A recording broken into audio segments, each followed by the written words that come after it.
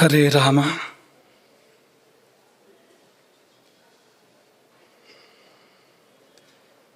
ಯತ್ರೈವ ಯತ್ರೈವ ಮನೋ ಮದೀಯಂ ತತ್ರೈವ ತತ್ರೈವ ತವ ಸ್ವರೂಪಂ.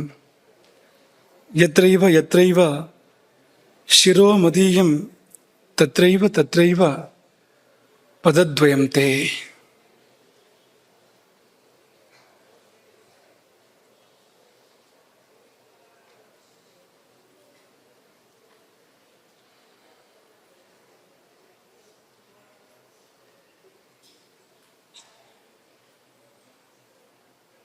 ಅನ್ನಪೂರ್ಣೈ ಸದಾ ಪೂರ್ಣೈ ಶಂಕರ ಪ್ರಾಣವಲ್ಲಭೆ ಜ್ಞಾನ ವೈರಾಗ್ಯ ಸಿದ್ಧ್ಯರ್ಥಂ ಭಿಕ್ಷಾಂ ದೇಹಿ ಚ ಪಾರ್ವತಿ.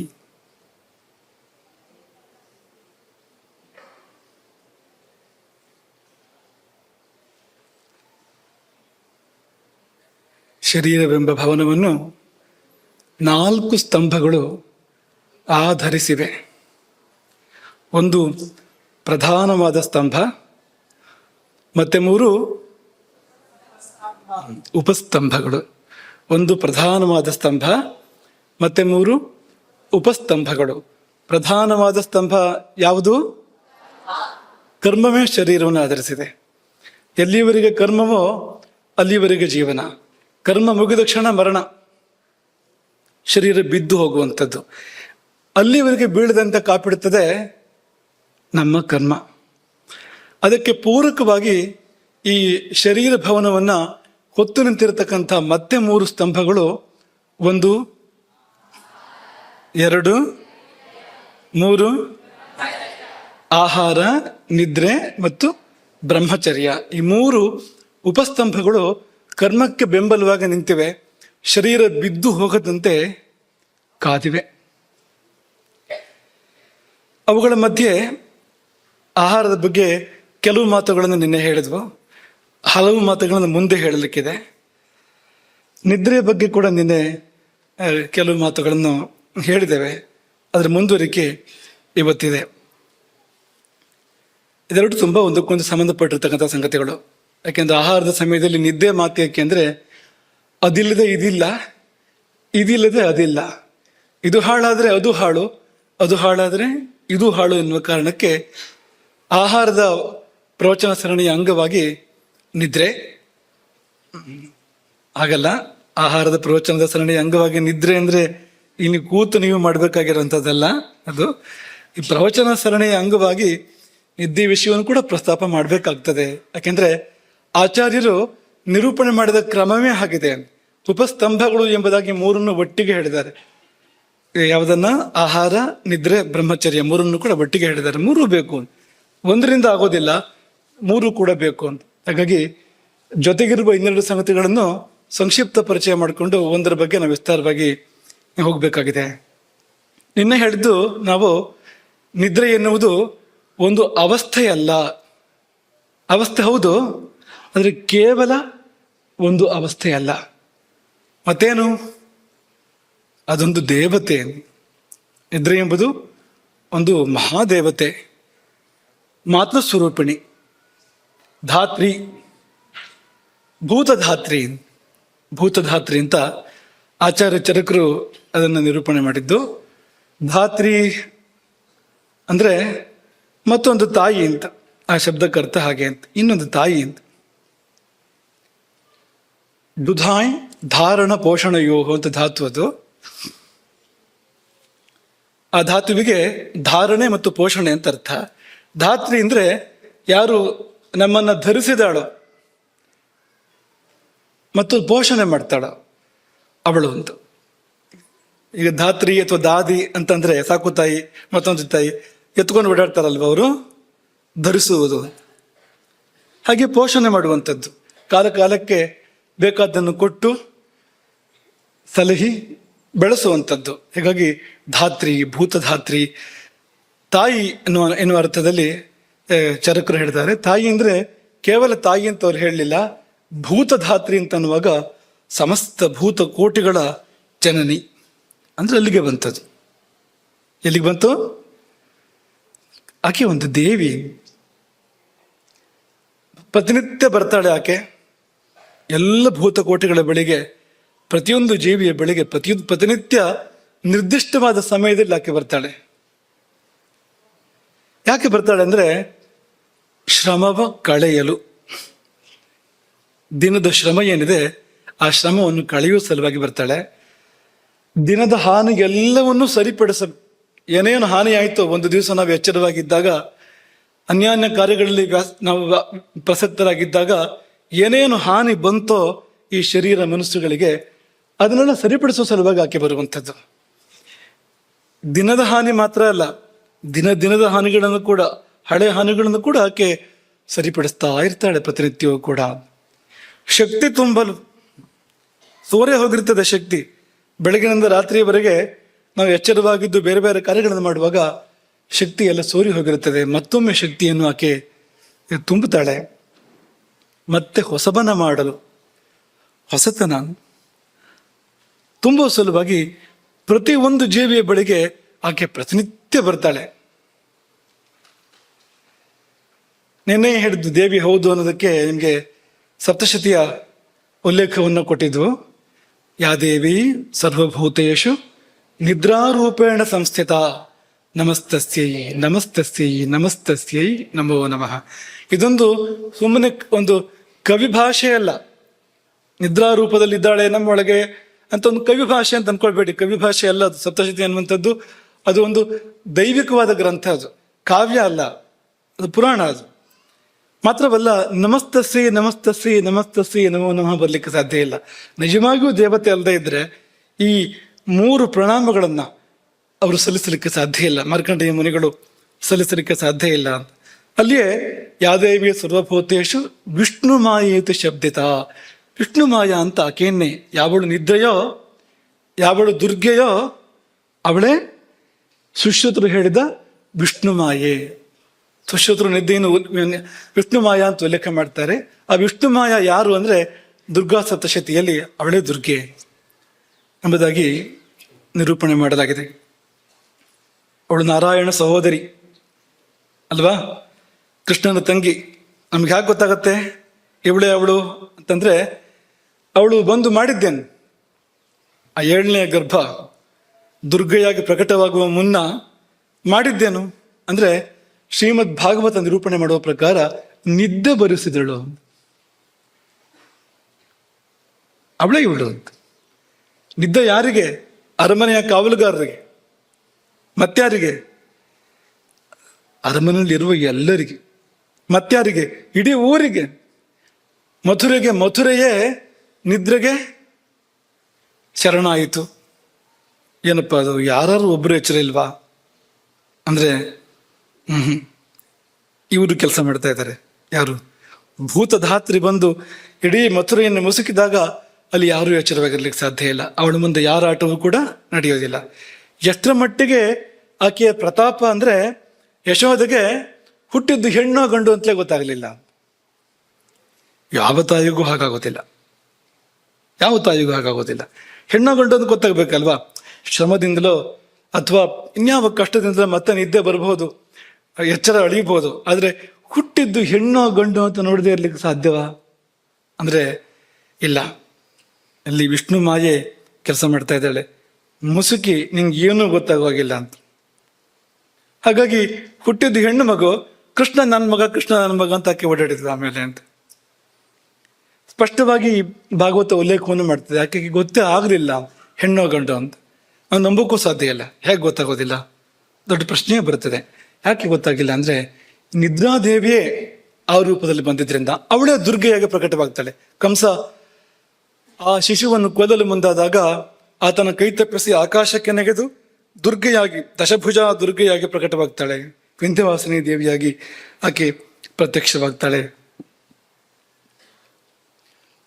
ನಿನ್ನೆ ನಿಮ್ಗೆ ಇದನ್ನು ಕೂಡ ನೆನಪು ಮಾಡಿದ್ವು. ಬ್ರಹ್ಮ ವೈವರ್ತ ಪುರಾಣ ಸ್ಪಷ್ಟವಾಗಿ ನಿರೂಪಣೆ ಮಾಡಿದೆ ಅದನ್ನ.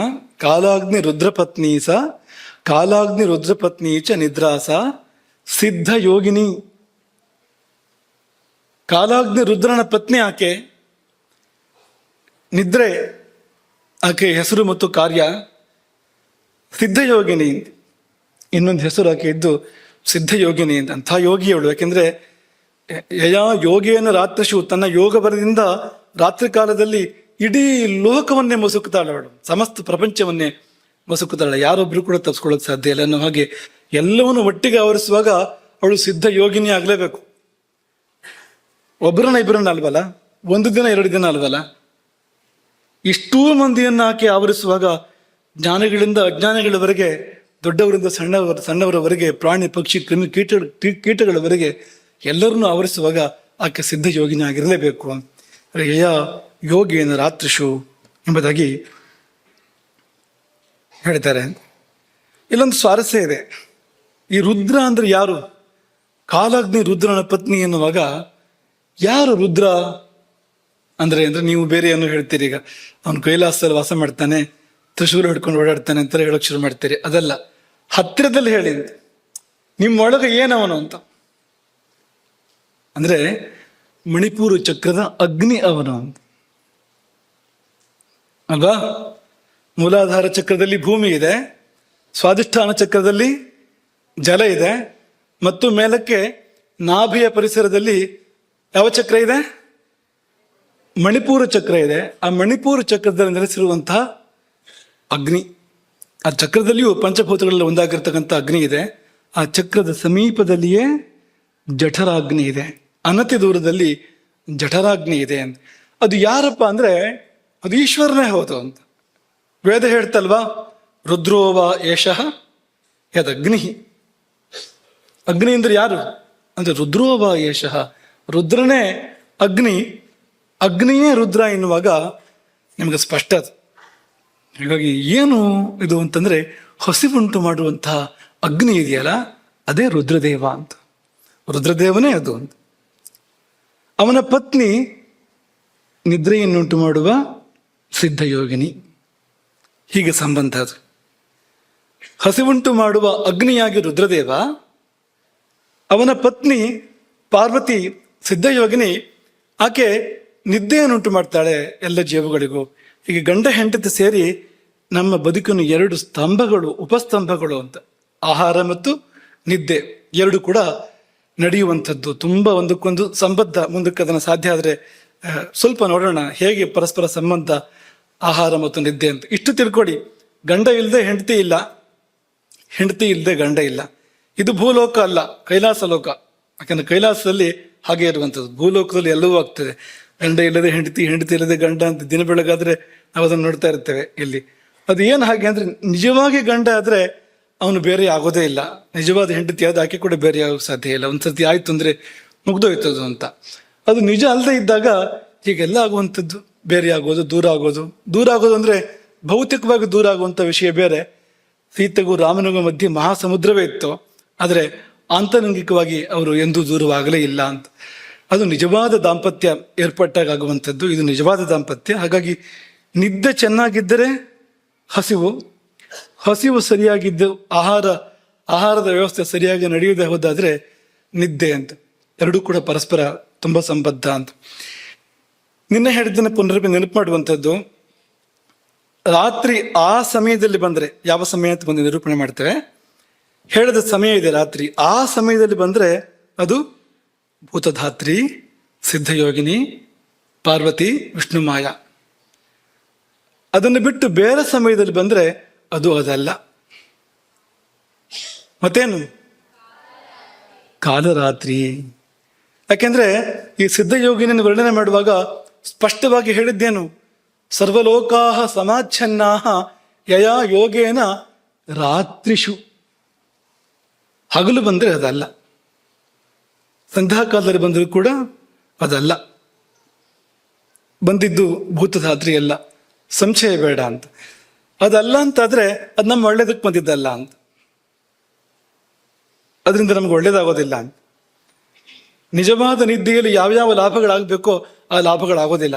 ಅದರ ಬದಲಿಗೆ ಮಹತ್ತಾದ ನಷ್ಟಗಳು ಉಂಟಾಗ್ತವೆ, ದೊಡ್ಡ ದೊಡ್ಡ ನಷ್ಟಗಳು ಉಂಟಾಗ್ತವೆ. ಅದನ್ನೇ ಚರಕರು ಅಕಾಲೇ ಕಾಲವಲ್ಲದ ಕಾಲದಲ್ಲಿ ಬಂದರೆ ನಿದ್ದೆ, ಅತಿ ಪ್ರಸಂಗಾಚ್ಚ, ಅಥವಾ ಸಕಾಲದಲ್ಲಿ ನಿದ್ದೆ ಬಂದು ಮುಂದುವರೆದ್ರೆ ಅದು ಬ್ರಹ್ಮ ಮುಹೂರ್ತ, ಸಂಧ್ಯಾಕಾಲ, ಪ್ರಾತಃ ಕಾಲ ಹೀಗೆ ಮುಂದುವರೆದ್ರೆ ಅತಿ ಪ್ರಸಂಗ ಅಂತ ಅದನ್ನು ಕರೀತಾರೆ. ಎಲ್ಲಿವರೆಗೆ ಇರಬೇಕಾಗಿತ್ತೋ ಯಾವ ಗಡಿಯವರೆಗೆ ಅದನ್ನು ದಾಟಿ ಮುಂದಕ್ಕೆ ಹೋಗುವಂಥದ್ದು. ಮುಂದಿನ ಭಾಗ ಅದು ಭೂತಧಾತ್ರಿ ಅಲ್ಲ, ಅದು ಸಹಜವಾದ ನಿದ್ರೆ ಅಲ್ಲ, ಅದು ಹಾನಿಕಾರಕವಾಗಿರ್ತಕ್ಕಂಥದ್ದು ಅಂತ. ಹಾಗಾಗಿ ಅಕಾಲೇ ಅತಿಪ್ರಸಂಗಾಚ್ಚ ನಿದ್ರಾ ನಿಷೇವಿತ, ಯಾವ ನಿದ್ದೆ ಅದು ನಮಗೆ ಏರ್ಪಡ್ತದೋ ಅದು ಸುಖಾಯುಷಿ ಪರಾಕುರ್ಯಾತ್, ಈ ಎರಡನ್ನು ಕಿತ್ಕೊಳ್ತದೆ ಅಂತ. ಒಂದು ಸುಖ, ನಮ್ಮ ಸುಖನಾಶಕ್ಕೆ ಇರುವಂಥದ್ದು. ಇನ್ನೊಂದು ಆಯುಸ್ಸನ್ನೇ ನಾಶ ಮಾಡುವಂಥದ್ದು ಕಾಲರಾತ್ರಿ ಎಂಬುದಾಗಿ ಚರಕರು ಹೇಳಿದರು. ಪುನಃ ಅವರು ಯೋಗದ ಸ್ಪರ್ಶವನ್ನಿಟ್ಟು ಇನ್ನೊಂದು ಮಾತನ್ನು ಹೇಳಿದರು. ಸಕಾಲಕ್ಕೆ ಬಂದರೆ ಸೈವ ಯುಕ್ತ ಪುನರ್ಯುಂಕ್ತೆ ನಿದ್ರಾ ದೇಹಂ ಸುಖಾಯುಷ. ಸಕಾಲಕ್ಕೆ ಬಂದಾಗ ಅದು ಭೂತಧಾತ್ರಿಯೇ ಹೌದು, ಸಾಕ್ಷಾತ್ ಜಗಜ್ಜನನಿಯೇ ಹೌದು. ಆಕೆ ಸುಖವನ್ನು ಮತ್ತು ಆಯುಸ್ಸನ್ನು ಕೊಡುತ್ತಾಳೆ. ಅಷ್ಟೇ ಅಲ್ಲ, ಹೆಚ್ಚಿನದನ್ನು ಕೊಡ್ತಾಳೆ. ಪುರುಷಂ ಯೋಗಿನಂ ಸಿದ್ಧ್ಯಾ ಯುಂಕ್ತೆ, ಸಿದ್ಧಿಯನ್ನು ಕೊಡ್ತಾಳೆ, ಸಿದ್ಧಿಗಳನ್ನು ಕೊಡ್ತಾಳೆ, ಪರಮಸಿದ್ಧಿಯನ್ನು ಮೋಕ್ಷವನ್ನು ಕೂಡ ಕೊಡ್ತಾಳೆ. ಧ್ಯಾನವಾಗಿ ಆಕೆ ಪರಿಣಮಿಸ್ತಾಳೆ ಎನ್ನುವ ಮಾತನ್ನು ಕೂಡ ಚರಕರು ಹೇಳಿದ್ದಾರೆ. ನಿದ್ದೆ ಅಂದರೆ ಒಂದೇ ಅಲ್ಲ, ನಿದ್ದೆಯಲ್ಲಿ ಹಲವು ವಿಧಗಳಿದೆ. 7 ವಿಧ ಮುಖ್ಯವಾಗಿ ಹೇಳ್ತಾರೆ. 7 ವಿಧ, 3 ವಿಧ ಹೀಗೆಲ್ಲ ಹೇಳ್ತಾರೆ. ತಮೋಭವ, ಶ್ಲೇಷ್ಮ ಸಮುದ್ಭವ, ಮನುಷ್ಯರೀರ ಶ್ರಮ ಸಂಭವ, ಆಗಂತುಕಿ, ವ್ಯಾಧ್ಯನುವರ್ತಿನಿ, ಹೀಗೆಲ್ಲ ಬೇರೆ ಬೇರೆ ಬಗೆಯಲ್ಲಿ ಹೇಳ್ತಾರೆ. ಕೊನೆಯಿದ್ದು ರಾತ್ರಿ ಸ್ವಭಾವ ಪ್ರಭಾವ, ರಾತ್ರಿಯ ಸ್ವಭಾವದಿಂದಲೇ ಹುಟ್ಟಿ ಬರುವಂತಹ ನಿದ್ರೆ ಸಹಜವಾದ ನಿದ್ರೆ ಅಂತೆಲ್ಲ ಹೇಳ್ತಾರೆ. ಅದರಲ್ಲಿ ಒಂದು ಮಾತ್ರ ಒಳ್ಳೆಯದು, ಈ 4 ಕೆಟ್ಟದ್ದು. ಈ 4 ಕೂಡ ಅವೆಲ್ಲ ದುರ್ದೇವತೆಗಳು ಹೊರತು ಅವು ನಮಗೆ ಮಂಗಲ ಕೊಡ್ತಕ್ಕಂಥ ದೇವತೆಗಳಲ್ಲ, ಶುಭವನ್ನು ಕೊಡ್ತಕ್ಕಂಥ ದೇವತೆಗಳಲ್ಲ. ಹಾಗೆ ನಿನ್ನೆ ತಾಮಸ, ರಾಜಸ, ಸಾತ್ವಿಕ ನಿದ್ರೆಗಳ ಬಗ್ಗೆ ಹೇಳಿದ್ದು. ಹಗಲು ಅಂತಿಲ್ಲ, ರಾತ್ರಿ ಅಂತಿಲ್ಲ, ಯಾವಾಗಲೂ ಬರ್ತಾ ಇದ್ರೆ ಅದು ತಾಮಸ ನಿದ್ರೆ. ನೀವು ಕೇಳ್ಬೋದು, ನಿದ್ರೆ ಅಂದ್ರೆ ತಾಮಸ ಅಲ್ವಾ? ತಮೋಗುಣದಿಂದಲೇ ಬರುವಂಥದ್ದು ನಿದ್ದೆ ಅಂದ್ರೆ. ಎಚ್ಚರ ರಜೋಗುಣದಿಂದ, ಈ ಹಗಲಿನ ಚಟುವಟಿಕೆಗಳು, ಜಾಗೃತ ಅವಸ್ಥೆ ರಜೋಗುಣದಿಂದ, ಧ್ಯಾನ ಸತ್ವಗುಣದಿಂದ ಅಂತಾಗುವಾಗ ನಿದ್ದೆ ಅಂದ್ರೆ ತಮೋಗುಣ ಅಲ್ವಾ ಅಂದ್ರೆ, ಹೌದು, ನಿದ್ದೆ ಎಲ್ಲ ತಮೋಗುಣದಿಂದಲೇ ಬರುವಂಥದ್ದು. ಆದರೆ ಅದರಲ್ಲಿ ಈ ಸಹಜ ನಿದ್ರೆ ಏನಿದೆ ಅದಕ್ಕೆ ಸತ್ವಗುಣದ ಲೇಪ ಇದೆ, ಸ್ಪರ್ಶ ಇದೆ. ಉಳಿದ ನಿದ್ರೆಗಳು ಅತಿತಾಮಸ, ಈ ಹಗಲು ರಾತ್ರಿ ಎಲ್ಲ ಬರುವಂಥದ್ದು ಅತಿತಾಮಸ ಅಂತ. ಅದು ಅಂತ ಮಾತ್ರವಲ್ಲ, ತಮಸ್ಸು ರಜಸ್ಸಿನ ಹಾವಳಿಯಾಗಿ ಬರುವಂಥದ್ದು, ಅದು ಅನಿಮಿತ್ತಂ, ಹೊತ್ತು ಗೊತ್ತು ಎಲ್ಲೇ ಬರುವಂಥದ್ದು, ಎಷ್ಟೆಷ್ಟು ಹೊತ್ತಿಗಾರು ಬರುವಂಥದ್ದು. ಈ ಪ್ರವಚನ ಕಟ್ತಾ ಇರುವಾಗ ಬರುವಂಥದ್ದು ಅದು ಅಂಥದ್ದೇ. ಅದು ಯಾವುದು ರಾಜಸ ನಿದ್ರೆ. ಅದು ಅದಕ್ಕೆ ಹಾಸಿಗೆ ಬೇಡ, ದಿಂಬು ಬೇಡ, ಏನು ಬೇಡ, ಒಳ್ಳೆ ಪ್ರವಚನ ಇದ್ರೆ ಸಾಕು. ಅದು ಒಳ್ಳೆ ಪ್ರವಚನಕ್ಕೆ ಬರುವಂಥದ್ದು. ಅದು ಏನಾದ್ರು ಬೇಡದೇ ಇರೋದು ನಡೀತಾ ಇದ್ರೆ ಆಸಕ್ತಿಯಿಂದ ನೋಡ್ತಾ ಇರ್ತಾನೆ, ಕೇಳ್ತಾ ಇರ್ತಾನೆ ಅದನ್ನ. ಅದೇ ಬೇಕಾದ ಏನಾದ್ರು ನಡೀತಾ ಇದ್ರೆ ಒಳ್ಳೆ ನಿದ್ರೆ, ಏನಪ್ಪ ಈ ದುರಂತ ಅಂತ. ಅದು ರಾಜಸ ನಿದ್ರೆ. ಅದು ಹಾಗೆ ಸಾತ್ವಿಕ ನಿದ್ರೆ ಅರ್ಧರಾತ್ರಿಯಲ್ಲಿ ಬರುವಂಥದ್ದು, ಸರಿರಾತ್ರಿಯಲ್ಲಿ ಬರುವಂಥದ್ದು. ಅದರ ಹಿಂದು ಮುಂದಾಗಿ ಅದಕ್ಕೆ ವ್ಯಾಪ್ತಿ ಇದೆ. ಆ ನಿದ್ದೆಯ ವ್ಯಾಪ್ತಿ ಹಿಂದೆ ಒಂದು ಯಾಮ, ಮುಂದೆ ಒಂದು ಯಾಮ ಇದೆ. ಮುಂದಕ್ಕೆ ಒಂಚೂರು ಸಾಧ್ಯ ಆದರೆ ಅದನ್ನ ವಿವರಿಸ್ತೇವೆ. ಇನ್ನು ವೈಕಾರಿಕಿ ಅಂತ ಮತ್ತೊಂದು, ಅದು ನಿದ್ದೆಯೋ ಅಲ್ಲವೋ ಅನ್ನೋ ಥರ ಹೇಳ್ಬಿಟ್ಟಿದ್ದಾರೆ. ಅದನ್ನ ನಿದ್ದೆ ಅಂದ್ರೆ ನಿದ್ದೆ ಅಲ್ಲ ಅಂದ್ರೆ ಅಲ್ಲ, ನಿದ್ದೆ ಬರ್ದೇನೂ ಇರ್ಬೋದು ಅಂತ. ಯಾವುದೊಂದು ಕ್ಷೀಣ ಶ್ಲೇಷ್ಮಣ, ನಮ್ಮ ಶರೀರದಲ್ಲಿ ಕಪಧಾತು ಕ್ಷೀಣವಾದಾಗ, ಅನಿಲ ಬಹುಲಾನಾಂ, ವಾತ ಉದ್ರೇಕಗೊಂಡಾಗ, ಮನಶರೀರ ಆವಿತಾಪವತಾಂ, ಮನಸ್ಸಿಗೆ ಏನೋ ಕಷ್ಟ, ಶರೀರಕ್ಕೆ ಏನೋ ಸುಸ್ತು ಅಂತೆಲ್ಲ ಇದ್ದಾಗ ಬರುವಂಥದ್ದು ಅದು ನಿದ್ದೆ ಅಲ್ಲ, ಅಥವಾ ನಿದ್ದೆ ಬರೋದಿಲ್ಲ ಆ ಸಮಯದಲ್ಲಿ. ಎರಡರಲ್ಲೊಂದು. ಹೀಗೆಲ್ಲ ಹೇಳಿ ನಿದ್ರಾ ಹೇತು ಸ್ತಮಃ, ಹೌದು ನಿದ್ದೆಗೆ ಕಾರಣ ತಮೋಗುಣವೇ ಹೌದು. ಆದರೆ ಅಲ್ಲೊಂಚೂರು ಸತ್ವಗುಣದ ಸ್ಪರ್ಶ ಲೇಪ ಇದ್ದಾಗ ರೀತಿ ಬೇರೆ ಆಗ್ತಿದೆ. ಸತ್ವಗುಣ ತಮೋಗುಣವನ್ನು ನಿಯಂತ್ರಿಸುವಾಗ ತಮೋಗುಣದ ಆಧಿಕ್ಯ ಇರ್ಬೋದು, ಆದರೆ ಇರುವ ಅಲ್ಪ ಸತ್ವಗುಣವೇ ಮೂಲವಾಗಿದೆ. ಆ ತಮೋಗುಣಕ್ಕೆ ಎನ್ನುವಂತೆ ಇದ್ದಾಗ ಆ ನಿದ್ದೆ ಮಾಡುವುದು ಶುಭವನ್ನೇ ಎಂಬುದಾಗಿ ಅದನ್ನು ಹೇಳಿದ್ರು. ಸುಶ್ರುತರು ಅದನ್ನು ಹೇಳ್ತಾರೆ. ನಿದ್ರಾ ಹೇತು ಸ್ತಮಃ ಸತ್ವಂ ಬೋಧನೆ ಹೇತು ರುಚ್ಯತೆ. ನಿದ್ದೆಗೆ ತಮಸ್ಸೆ ಕಾರಣ, ಎಚ್ಚರವಾಗ್ತದಲ್ಲ ಅದು ಸತ್ವಗುಣದಿಂದ. ಬೋಧನೆ ಸತ್ವಂ ಹೇತು ರುಚ್ಯತೆ ಅಂತೆಲ್ಲ ಹೇಳ್ತಾರೆ. ಹೀಗೆಲ್ಲ ಹೇಳಿ ಈಗ ಏನು ಮಾಡಬೇಕು ಈ ನಿದ್ದೆಗೆ ಅಂದರೆ, ಈಗ ನೀವು ನಿನ್ನೆವರೆಗಿನ ನಿಮ್ಮ ಆಲೋಚನೆ ಬೇರೆ ಇತ್ತು ಅಲ್ವಾ? ಎಲ್ಲರಿಗೂ ಅಲ್ಲ, ಯಾರಿಗೆ ಪ್ರವಚನ ಹೊಸ್ತು, ಈ ವಿಷಯಗಳು ಹೊಸ್ತು, ಅವರ ಸಲುವಾಗಿ ಹೇಳ್ತಾ ಇರುವಂಥದ್ದು. ನಿದ್ದೆಯನ್ನು ನಿದ್ದೆ ಅಂತ ನೋಡಿಯಾಗಿತ್ತು ನಾವೆಲ್ಲ, ಇದು ದೇವರು ಅಂತ ನೋಡಿದ್ಮೇಲೆ ಏನ್ ಮಾಡಬೇಕು ಅನ್ನೋ ಪ್ರಶ್ನೆ ಬಂತಲ್ವಾ. ದೊಪ್ಪಂತ ಬಿದ್ದೆ, ಹಾಸಿಗೆ ಕಂಡಿದ್ದೆ, ದೊಪ್ಪಂತ ಬಿದ್ದಿದ್ದೆ, ಹಾಸಿಗೆ ಕಂಡಿದ್ದೊಂದು ಗೊತ್ತು, ಎಚ್ಚರ ಆಗಿದ್ದೊಂದು ಗೊತ್ತು ಅಂತ. ಇಷ್ಟೇ ಇದ್ರ ಬಗ್ಗೆ ನಾವು ತಿಳ್ಕೊಂಡಿದ್ದು. ಅಥವಾ ವ್ಯವಸ್ಥಿತವಾಗಿ ಹೋಗಿ ನೋಡಿ ಎಲ್ಲ ಸರಿಪಡಿಸ್ಕೊಂಡು ಆರಾಮಾಗಿ ನಿದ್ದೆಯನ್ನ ಮಾಡಿದರೂ ಕೂಡ ಅದೇನು ಅಂತ ತಿಳ್ಕೊಳ್ಳೋ ಗೋಜಿಗೆ ಹೋಗಿಲ್ಲ ಅನ್ನುವಂಥದ್ದು ಇರ್ಬೋದು. ಆದ್ರೆ ಯಾವಾಗ ನಿದ್ದೆ ಅನ್ನೋದು ದೇವತೆ ಅಂತ ಹಲವು ಮೂಲಗಳಿಂದ ದೃಢಪಟ್ಟಿತೋ, ಒಂದೇ ಕಡೆ ಅಲ್ಲ, ಆಯುರ್ವೇದವು ಅದನ್ನು ಹೇಳ್ತಾ ಇದೆ, ಪುರಾಣಗಳು ಅದನ್ನೇ ಹೇಳ್ತಾ ಇದ್ದೇವೆ, ಬೇರೆ ಬೇರೆ ಪುರಾಣಗಳು ಅದನ್ನೇ ಹೇಳ್ತಾ ಇದ್ದೇವೆ ಅಂತನ್ನುವಾಗ ದೇವಿ ಆಗಿದ್ರಿಂದ ನಾವು ಮರ್ಯಾದೆ ಕೊಡಬೇಕು, ಅನಿವಾರ್ಯ. ನಿದ್ದೆಯನ್ನು ನೀವು ಜಡವಾಗಿ ನೋಡಬಾರ್ದು ಇನ್ಮೇಲೆ ಅಂತ. ದೇವಿ ಅಂತ ಮರ್ಯಾದೆ ಕೊಡುವಾಗ ಏನಿದ್ರು ಬಿಟ್ಟು ಬನ್ನಿ ಅಂತ. ದೇವರು ಬಂದಿದ್ದಾರೆ ಅಂತಾದ್ರೆ ಆ ಹೊತ್ತಿನಲ್ಲಿ ಏನಿದ್ರು ಬಿಟ್ಟು ಬರಬೇಕು ಅಂತಲೇ ಅರ್ಥ ಅದಕ್ಕೆ ಅಲ್ವಾ. ಮನೆಗೆ ದೇವರು ಬಂದ್ರೆ ತಡಿ ಬಂದೆ ಇದೊಂದು ಧಾರಾವಾಹಿ ಆಗಲಿ ಅಂತ ಹೇಳ್ತೀರಾ? ಹೇಳಿದ್ರೆ ಕಾಲ ಆಗಿದೆ ಅಂತ. ಮನೆಗೆ ಗುರುಗಳು ಬಂದಿದ್ದಾರೆ, ಪೇಟೆ ಸುತ್ತಕ್ಕೆ ಹೋಗಿದ್ದಾನೆ, ಬರ್ತಾನೆ, ಇನ್ನೇನು ಅಂತ ಹೇಳಕ್ ಸಾಧ್ಯವಾ? ಅದನ್ನು ಮಾಡ್ತಾ ಇದ್ದೆ ನಾವು ಅಂತ. ಯಾವಾಗ ನಾವು ನಿದ್ದೆಯನ್ನು ಮಾಡ್ಬೇಕಾಗಿತ್ತೋ ಅದನ್ನು ಬಿಟ್ಟು ಮತ್ತೇನೇನೇನೋ ಮಾಡ್ತಾ ಇದ್ದೇವೆ, ಬೇಕಾದದ್ದು ಬೇಡದೇ ಇರೋದು ಎಲ್ಲದನ್ನು ಮಾಡ್ತಾ ಇದ್ದೇವೆ. ಆ ಸಮಯದಲ್ಲಿ ದೇವರು ಅಂತಾದ್ರೆ ಹಾಗೆಲ್ಲ ಮಾಡೋಕ್ ಸಾಧ್ಯ ಇಲ್ಲ ಅಂತ. ಆ ಸಮಯದಲ್ಲಿ ಇದ್ದು ಬಿಡಬೇಕು, ಸಮಯಕ್ಕೆ ಮುಂಚಿತವಾಗಿ ಇದ್ದು ಬಿಡಬೇಕು ಅಂತ. ಏನೋ ಬಂದು ಕೂತ ಮೇಲೆ ಒಬ್ಬೊಬ್ಬರು ಬರ್ತೀರ ನೀವು ಪ್ರವಚನಕ್ಕೆ ಬಂದು ಕೂತ ನಂತರ? ಇಲ್ಲ ಅಲ್ವಾ, ಮೊದಲೇ ಬಂದು ಕೂತಿರ್ತೀರಿ, ಸಮಯಕ್ಕೆ ಮೊದಲಾಗಿ ಬರ್ತೀರಲ್ವಾ. ಹಾಗೆ ಸಮಯಕ್ಕೆ ಮೊದಲಾಗಿ ನಾವು ಸಿದ್ಧತೆ ಮಾಡಬೇಕು ದೇವಿಯನ್ನು ಸ್ವಾಗತಿಸುವ ಸಲುವಾಗಿ. ಮುಂದೆ ನಡೆಯುವುದು ಪೂಜೆ ಹೊರತು ಅದು ಕೇವಲ ಜಡವಾದ ನಿದ್ದೆ ಅಲ್ಲ, ಅದೊಂದು ಬಗೆಯ ಪೂಜೆಯೇ ನಿತ್ಯ ನಡೆಯುವಂಥದ್ದು. ಹಿಂದೊಮ್ಮೆ ಈ ನಿದ್ದೆ ಎಂಬ ಪೂಜೆ ಅಂತ ಕೆಲವು ವರ್ಷಗಳ ಹಿಂದೆ ಒಂದ್ಸಾರಿ ಒಂದು ನವರಾತ್ರಿಯಲ್ಲಿ ಯೋಗ ನಿದ್ರಾ ದೇವಿ, ಮೊದಲನೇ ದಿನ ಯೋಗ ನಿದ್ರಾ ದೇವಿ, ನೀವು ಹೇಳ್ತಾ ಇರೋದಲ್ಲ, ಅದಕ್ಕಿಂತ ಇನ್ನು ಹಿಂದೆ ಬೆಂಗಳೂರಲ್ಲಿ ನವರಾತ್ರಿ ಇದೆ. ಅದೊಂದು ಸಂದರ್ಭದಲ್ಲಿ ಅದು ಒಂದೇನೋ ಒಂದು ಶೀರ್ಷಿಕೆಯ ಪ್ರವಚನವನ್ನು ಮಾಡಿದ್ದು, ವಿಶ್ವಜನನ್ಯ. ಆಗ ಈ ಯೋಗ ನಿದ್ರಾ ದೇವಿ ಮೊದಲನೇ ದುರ್ಗೆ ವರ್ಣನೆ ಮಾಡುವಾಗ ನಿದ್ದೆ ಎಂಬ ಪೂಜೆ ಅಂತ, ನವರಾತ್ರಿ ಪೂಜೆ ಹಾಗೆ ನಿದ್ದೆ ಮಾಡುವಂಥದ್ದು ಅಂತ ಹೇಳಿದ್ವು. ಆದ್ರೆ ಆ ಹಿನ್ನೆಲೆ ಇಟ್ಕೊಂಡು ಮುಂದಿನ ಕೆಲವು ಮಾತುಗಳು ನೋಡಿ. ಪೂಜೆ ಅನ್ನುವಾಗ ಪೂಜಾ ಸ್ಥಾನ ತುಂಬ ಮುಖ್ಯ ಅಲ್ವಾ. ಎಲ್ಲಿ ಪೂಜೆ ಮಾಡಬೇಕು ಅಂತ, ಎಲ್ಲದರಲ್ಲಿ ಪೂಜೆ ಮಾಡೋಕೆ ಸಾಧ್ಯ ಇಲ್ಲ. ಯಾವಾಗ ಪೂಜೆ ಮಾಡಬೇಕು ಆವಾಗಲೇ ಪೂಜೆ ಮಾಡಬೇಕು, ಯಾವಾಗಲೂ ಮಾಡೋಕೆ ಸಾಧ್ಯ ಇಲ್ಲ. ರಾತ್ರಿ 2 ಗಂಟೆ 3 ಗಂಟೆಗೆ ಪೂಜೆ ಮಾಡ್ತೇನೆ ಅಂದ್ರೆ ಬರೋದು ಭೂತ ಹೊರತು ದೇವರಲ್ಲ ಅಂತ.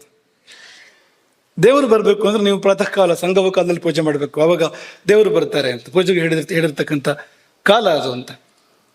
ಹಾಗಾಗಿ ಯಾವಾಗ ಮಾಡಬೇಕು ಆಗಲೇ ಮಾಡಬೇಕು, ಏನು ಸನ್ನಿವೇಶ ಇರಬೇಕು ಆ ಸನ್ನಿವೇಶ ಇರಬೇಕು, ನಾವು ಹೇಗಿರಬೇಕು ಹಾಗಿರ್ಬೇಕು, ಇಷ್ಟು ಇದೆ ಅಂತ.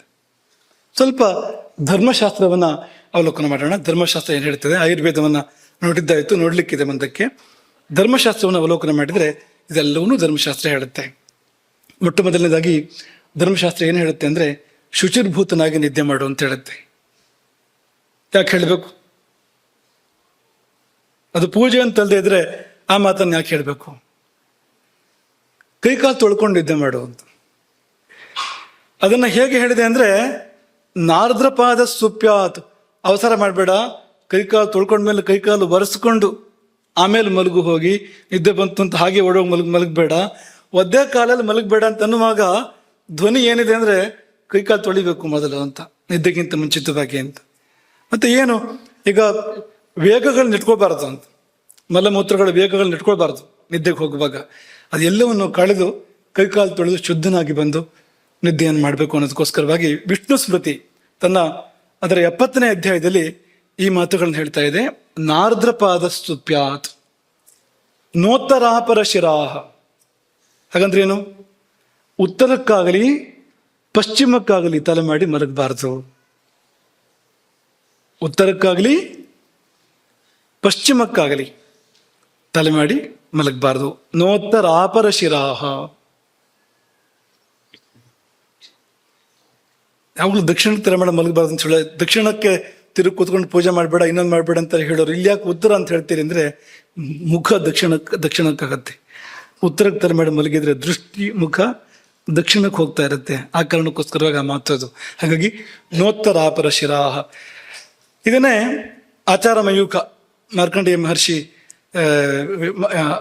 ಅಲ್ಲಿಂದ ಬಂದಿರತಕ್ಕಂಥದ್ದು.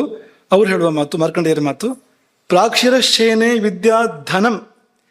ನೀವು ಪೂರ್ವಕ್ಕೆ ತಲೆ ಮಾಡಿ ಮಲಗಿದ್ರೆ ಸಂಪತ್ತು ಬರ್ತದೆ ನಿಮಗೆ, ಯಾಕೆ ಬಿಡ್ತೀರಿ? ಅನಾಯಾಸವಾಗಿ ಬರುವಂಥದ್ದು, ಮಲ್ಕೊಂಡು ಬರುವಂಥದ್ದು, ಯಾಕೆ ಬಿಡ್ಬೇಕು ನೀವು? ಪ್ರಾಕ್ಷಿರಶೇನೆ ವಿದ್ಯಾ ಧನಂ, ಸಂಪತ್ತು ಪೂರ್ವಕ್ಕೆ ತಲೆ ಮಾಡಿ ಮಲಗಿದ್ರೆ, ದಕ್ಷಿಣಕ್ಕೆ ತಲೆ ಮಾಡಿ ಮಲಗಿದ್ರೆ ಆಯುಸ್ಸು. ಯಾಕೆಂದ್ರೆ ಯಮನಿಗೆ ವಿರುದ್ಧವಾದ ದಿಕ್ಕನ್ನು ನೋಡ್ತಾ ಇರ್ತೀರಿ, ಉತ್ತರವನ್ನು ನೋಡ್ತಾ ಇರ್ತೀರಿ. ಉತ್ತರ ಅಂದ್ರೆ ಸ್ವರ್ಗದ ದಿಕ್ಕು, ಅದು ಆಯುಸ್ಸಿನ ದಿಕ್ಕು. ಅದು ದಕ್ಷಿಣ ಮೃತ್ಯುವಿನ ದಿಕ್ಕು. ದಕ್ಷಿಣಕ್ಕೆ ವಿರುದ್ಧ ಅಂದ್ರೆ ಆಯುಸ್ಸಿನ ದಿಕ್ಕು ಆಗ್ಬೇಕು ಅದು. ಹಾಗಾಗಿ ಆಯುಷ್ಯ ದಕ್ಷಿಣೆ ಅಂತ, ದಕ್ಷಿಣಕ್ಕೆ ತಲೆ ಮಾಡಿ ಮಲಗಿದ್ರೆ ಆಯುಸ್ಸು ಪ್ರಾಪ್ತ ಆಗುವಂಥದ್ದು. ಹಾಗೆ ಮಲಗದಲ್ಲೇ ಆಯುಸ್ಸನ್ನು ಹೆಚ್ಚು ಮಾಡೋದು ಕಲ್ತ್ಕೊಳ್ಳಿ ಅಂತ, ಸುಲಭವಾದ ದಾರಿ ಇದೆ ಅಂತ. ಪಶ್ಚಿಮಕ್ಕೆ ತಲೆ ಹಾಕಿ ಮಲಗಿದ್ರೆ ಏನಾಗ್ತದೆ ಅಂತ ಕೇಳಿದ್ರೆ ಪ್ರಬಲ ಚಿಂತೆ ಜಾಸ್ತಿ ಆಗ್ತದೆ.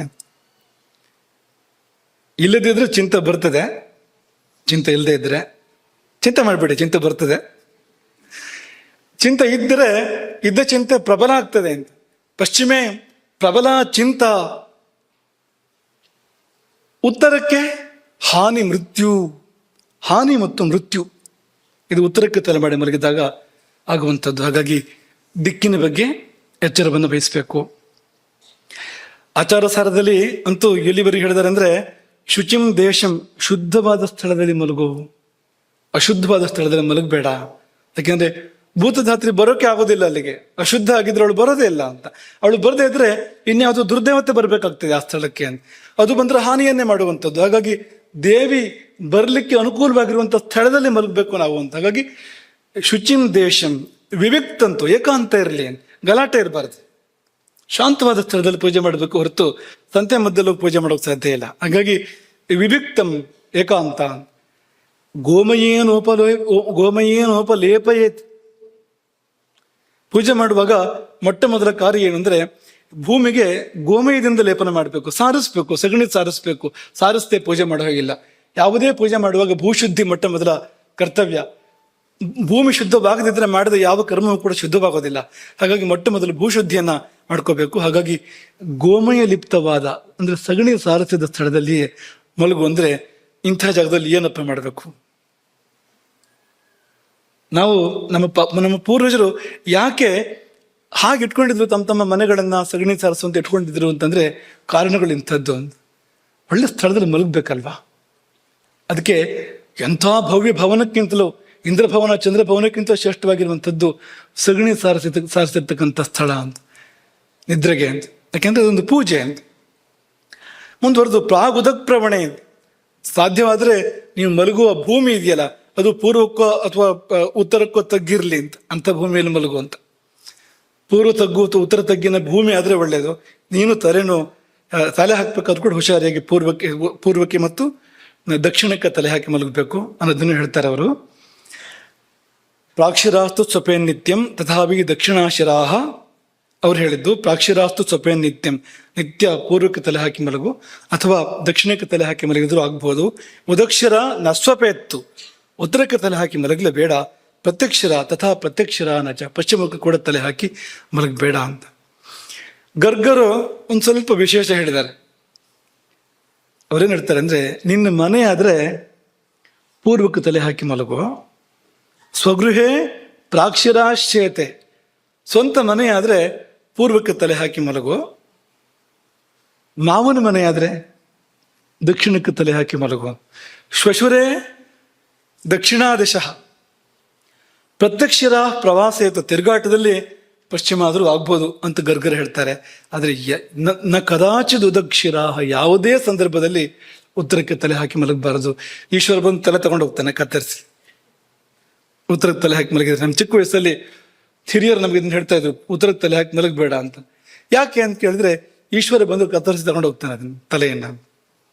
ಗಣಪತಿ ತಲೆ, ಆನೆ ತಲೆ ಕತ್ತರಿಸ್ಕೊಂಡು ತಗೊಂಡು ಹೋಗಿಲ್ವಾ? ಗಣಪತಿಗೆ ತಲೆ ಜೋಡಿಸ್ಬೇಕು ಅನ್ನೋ ಸಂದರ್ಭ ಬಂದಾಗ, ಗಣಪತಿ ತಲೆಯನ್ನು ಕತ್ತರಿಸಿ ತಲೆ ಜೋಡಿಸ್ಬೇಕು ಅಂತ ಬಂದಾಗ ಯಾರ ತಲೆ ಕತ್ತರಿಸಿದ್ರೆ ಉತ್ತರಕ್ಕೆ ತಲೆ ಹಾಕಿ ಮಲಗೋದು ಯಾರು ಅಂತ ಹುಡುಕಿದ್ನಂತೆ. ಒಂದು ಆನೆ ಉತ್ತರಕ್ಕೆ ತಲೆ ಹಾಕಿ ಮಲಗಿತ್ತು. ಅವತ್ತಿನ ಕಾಲ ಚೆನ್ನಾಗಿತ್ತು, ಯಾರು ಉತ್ತರಕ್ಕೆ ತಲೆ ಹಾಕಿ ಮಲಗ್ತಾ ಇರಲಿಲ್ಲ. ಒಂದು ಆನೆ ಉತ್ತರಕ್ಕೆ ತಲೆ ಹಾಕಿ ಮಲಗಿತ್ತು, ಕತ್ತರಿಸ್ಕೊಂಡು ಹೋದ ಅದನ್ನ ಅಂತ. ಹಾಗಾಗಿ ಹೇಳಕ್ ಬರೋದಿಲ್ಲ ಅಂತ ಯೋಗ ಬಂದ್ರು ಮತ್ತು ನಾವೇ ಗಣಪತಿ ಆಗ್ಬೋದು ಆಗ. ತಲೆ ನಾವೇ ಅಂತ ಗಣಪತಿ ಅಂತ ಹಾಗಾಗ್ಬೋದು ನೋಡಿ ಅಂತ. ಮುಂದುವರೆದು ವಿಷ್ಣು ಸ್ಮೃತಿ ಹೇಳುವಂಥದ್ದು ನಗ್ನಃ ಅಂತ, ವಸ್ತ್ರ ಇಲ್ಲದೆ ಮಲಗಬಾರ್ದು. ಸ್ನಾನಕ್ಕೂ ಇದೆ ನಿಯಮ. ಇದೆರಡರಲ್ಲೂ ಕೂಡ ತುಂಬ ವ್ಯತ್ಯಾಸಗಳು ಇಂದಿನ ಕಾಲದಲ್ಲಿ ಬರ್ತಾ ಇದೆ. ನಗ್ನಃ ಯಾಕೆಂದ್ರೆ ದೇವರನ್ನು ದರ್ಶನ ಮಾಡೋಕೆ ಬೇಕಾಗಿರ್ತಕ್ಕಂಥ ಸ್ಥಿತಿ ಅವಸ್ಥೆ ಅದಲ್ಲ. ನಾನು ವಂಶಂ ಅಂದ್ರೆ ಈ ಹಿಂದಿನ ಕಾಲದಲ್ಲಿ ಮನೆ ಕೋಳು ಅಂತ ಇರ್ತಿತ್ತು. ಗೃಹ ಮೂರ್ಧನ್ಯ ಕಾಷ್ಠ ಅಂತ ಹೇಳ್ತಾರೆ ಅದಕ್ಕೆ. ಅಂದ್ರೆ ಮನೆಯನ್ನು ಹೊತ್ತಿರುವ, ಮನೆಯ ನೆತ್ತಿಯಲ್ಲಿರ್ತಕ್ಕಂಥ ಕಾಷ್ಠ, ಕಟ್ಟಿಗೆ, ಕೋಳು, ಅದರ ಕೆಳಗೆ ಮಲಗಬೇಡ. ತೊಲೆಗಳ ಕೆಳಗೆ ಕೂಡ ಮಲಗಬಾರ್ದು. ಯಾಕೆಂದ್ರೆ ಯಾವ್ದಾದ್ರು ಶಕ್ತಿಗಳು ಬಂದು ಅದು ಸೇರ್ಕೊಂಡಿರ್ತವೆ ಕೆಲವು ಬಾರಿ. ಆ ಮರದಲ್ಲಿ ಯಾವ್ದೋ ಶಕ್ತಿ ಇತ್ತು ಅಂದ್ರೆ ಕಾಡಲ್ಲಿ, ಅದು ಏನಾದ್ರು ಹಾಗೆ ಉಳ್ಕೊಂಡಿದ್ರೆ ಮುಂದಿನ ಕ್ರಿಯೆಗಳೆಲ್ಲ ಸರಿಯಾಗದೆ, ಗೃಹ ಪ್ರವೇಶ ಸಮಯದಲ್ಲಿ ಮಾಡಬೇಕಾದ ಕ್ರಿಯೆಗಳು ಪೂರ್ಣ ಆಗದೆ, ಅಥವಾ ಆ ಶಕ್ತಿ ಸ್ವಲ್ಪ ಜೋರಿದ್ದು ಆ ಮರದಲ್ಲಿ ಹಾಗೆ ಉಳ್ಕೊಂಡಿತ್ತು ಅಂದ್ರೆ ಕೆಳಗೆ ಮಲಗಿದವನಿಗೆ ಅದು ಬಾಧೆ ಕೊಡ್ಬೋದು. ಕುತ್ತಿಗೆ ಒತ್ತಿದಂತೆ ಆಯ್ತು ಅಂತೆಲ್ಲ ಹೇಳ್ತಾರೆ ನೋಡಿ. ರಾತ್ರಿ ಮಲಗಿದಲ್ಲಿ ಕುತ್ತಿಗೆ ಒತ್ತಿದಂತೆ ಆಯ್ತು, ಹಿಡ್ಕೊಂಡಿದೆ, ಬಿಡ್ಲೇ ಇಲ್ಲ ಎಷ್ಟು ಹೊತ್ತು ತನಕ, ಏನು ಅಂತಲೇ ಗೊತ್ತಾಗಲಿಲ್ಲ, ಅಲ್ಲಾಡೋಕೆ ಆಗೋದಿಲ್ಲ ಅಂತೆಲ್ಲ ಹೇಳ್ತಾರಲ್ಲ. ಅದೇನು ಅಂದ್ರೆ ಆ ಶಕ್ತಿಗಳ ಆಟ ಅದು ಅಂತ. ಹಾಗಾಗಿ ಅಂಥ ಜಾಗದಲ್ಲೆಲ್ಲ ಹೋಗಿ ಮಲಗಬೇಡ. ಆಸೆ, ಆಕಾಶದಲ್ಲಿ ಮಲಗಬೇಡ. ಇದೇನಿದು ಆಕಾಶದಲ್ಲಿ ಮಲಗೋದು? ಯಾಕೆ? ಪಕ್ಷಿ ಕೂಡ ಆಕಾಶದಲ್ಲಿ ಮಲಗೋದಿಲ್ಲ. ಯಾಕೆ ನಮಗೆ ಹೇಳ್ತಾರೆ ಅಂತಂದ್ರೆ ಮೇಲೆ ಏನಾದರೂ ಬೇಕು ಅಂತ, ಮುಚ್ಚಿಗೆ ಬೇಕು. ಹೋಗಿ ಬೈಲಲ್ಲಿ ಮಲಗಬಾರದು. ತುಂಬಾ ಸೆಕೆ ಆಯ್ತು ಅಂದ್ರೆ ಸಮುದ್ರ ತೀರಕ್ಕೆ ಹೋಗಿ ಮಲಗೋದಲ್ಲ ಅಂತ, ಮೇಲೆ ಆಕಾಶ ಮಾತ್ರ ಆಯ್ತು ನೋಡಿ ಅಂತ, ಹಾಗೆ ಮಲಗಬಾರ್ದು ಅಂತ. ರಾಮ ಕಾಡಿಗೆ ಹೊರಟ ರಾತ್ರಿ, ಜೊತೆಗೆ ಎಲ್ಲ ಪ್ರಜೆಗಳು ಬಂದಿರ್ತಾರಲ್ವಾ, ತಮಸಾ ತೀರದಲ್ಲಿ ರಾತ್ರಿ ಎಲ್ಲ ಮಲಗಿರ್ತಾರೆ. ರಾತ್ರಿ ಅವ್ರು ಯಾರಿಗೂ ಗೊತ್ತಾಗದಿರೋ ರಾಮ ಎದ್ದೋಗ್ತಾನೆ. ಯಾಕೆಂದ್ರೆ ಎಲ್ಲ ಹಾಗೆ ಮಲಗಿದ್ದಾರೆ, ನನ್ನ ಸ್ಥಿತಿ ಇವರಿಗೆ ಯಾಕೆ? ಆಕಾಶ ಅಂತ, ಮರ ಗಿಡಗಳ ಬುಡದಲ್ಲಿ ಮೇಲೆ ಆಕಾಶ, ಆ ತರ ಮಲಗಿದ್ದಾರೆ. ಈ ಸ್ಥಿತಿ ನನ್ನ ಪ್ರಜೆಗಳಿಗೆ ಬರಬಾರದು. ನನ್ನ ಕಷ್ಟ ನನಗಿರ್ಲಿ, ನನ್ನ ಪ್ರಜೆಗಳಿಗೆ ಬೇಡ ಅಂತ ಎದ್ದು ಹೋದ ರಾತ್ರಿ ಅಂತ. ಯಾಕೆಂದ್ರೆ ಇದೇ ಕಾರಣ. ನಾಕಾಶೆ ಅಂತ, ನಾಕಾಶೆ ಪಾಲಾಶೇಷೇನೆ, ಪಾಲಾಶ ವೃಕ್ಷದಿಂದ ಮಾಡಿರ್ತಕ್ಕಂಥ ಮಂಚ, ಅದರಲ್ಲಿ ಮಲಗಬೇಡ. ಪಂಚದಾರ ಕೃತೆ, 5 ಮರಗಳನ್ನ ಹೇಳ್ತಾರೆ, ಅದರಿಂದ ಮಾಡಿದ ಮಂಚದಲ್ಲಿ ಮಲಗಬೇಡ. ಗಜಭಗ್ನ ಕೃತೆ, ಆನೆ ಮುರಿದ ಮರದಲ್ಲಿ ತಯಾರು ಮಾಡಿದ ಮಂಚದಲ್ಲಿ ಮಲಗಬೇಡ. ವಿದ್ಯುತ್ ದಗ್ಧ ಕೃತೆ, ಸಿಡಿದು ಬಡಿದ ಸುಟ್ಟ ಮರದಿಂದ ತಯಾರು ಮಾಡಿರ್ತಕ್ಕಂಥ ಮಂಚದಲ್ಲಿ ಮಲಗಬೇಡ. ಭಿನ್ನೆ, ಮುರಿದಿದ್ದಲ್ಲಿ ಮಲಗಬೇಡ. ಅಗ್ನಿಸ್ಪೃಷ್ಟೆ, ಬೆಂಕಿ ತಾಗಿದ ಆ ಮಂಚದಲ್ಲಿ ಮಲಗಬೇಡ.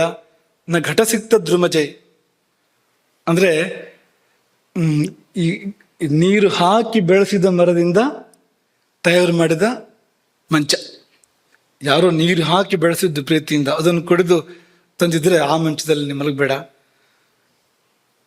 ಚಪಲ ಮಧ್ಯೆ, ಚಂಚಲ ವ್ಯಕ್ತಿಗಳ ಮಧ್ಯೆ ಮಲಗಬೇಡ. ಯಾಕೆಂದ್ರೆ ಅವರಿಗೂ ನಿದ್ದೆ ಇಲ್ಲ, ನಿನಗೂ ಇಲ್ಲ ಅಂತ ಆಗ್ತದೆ ಆಮೇಲೆ.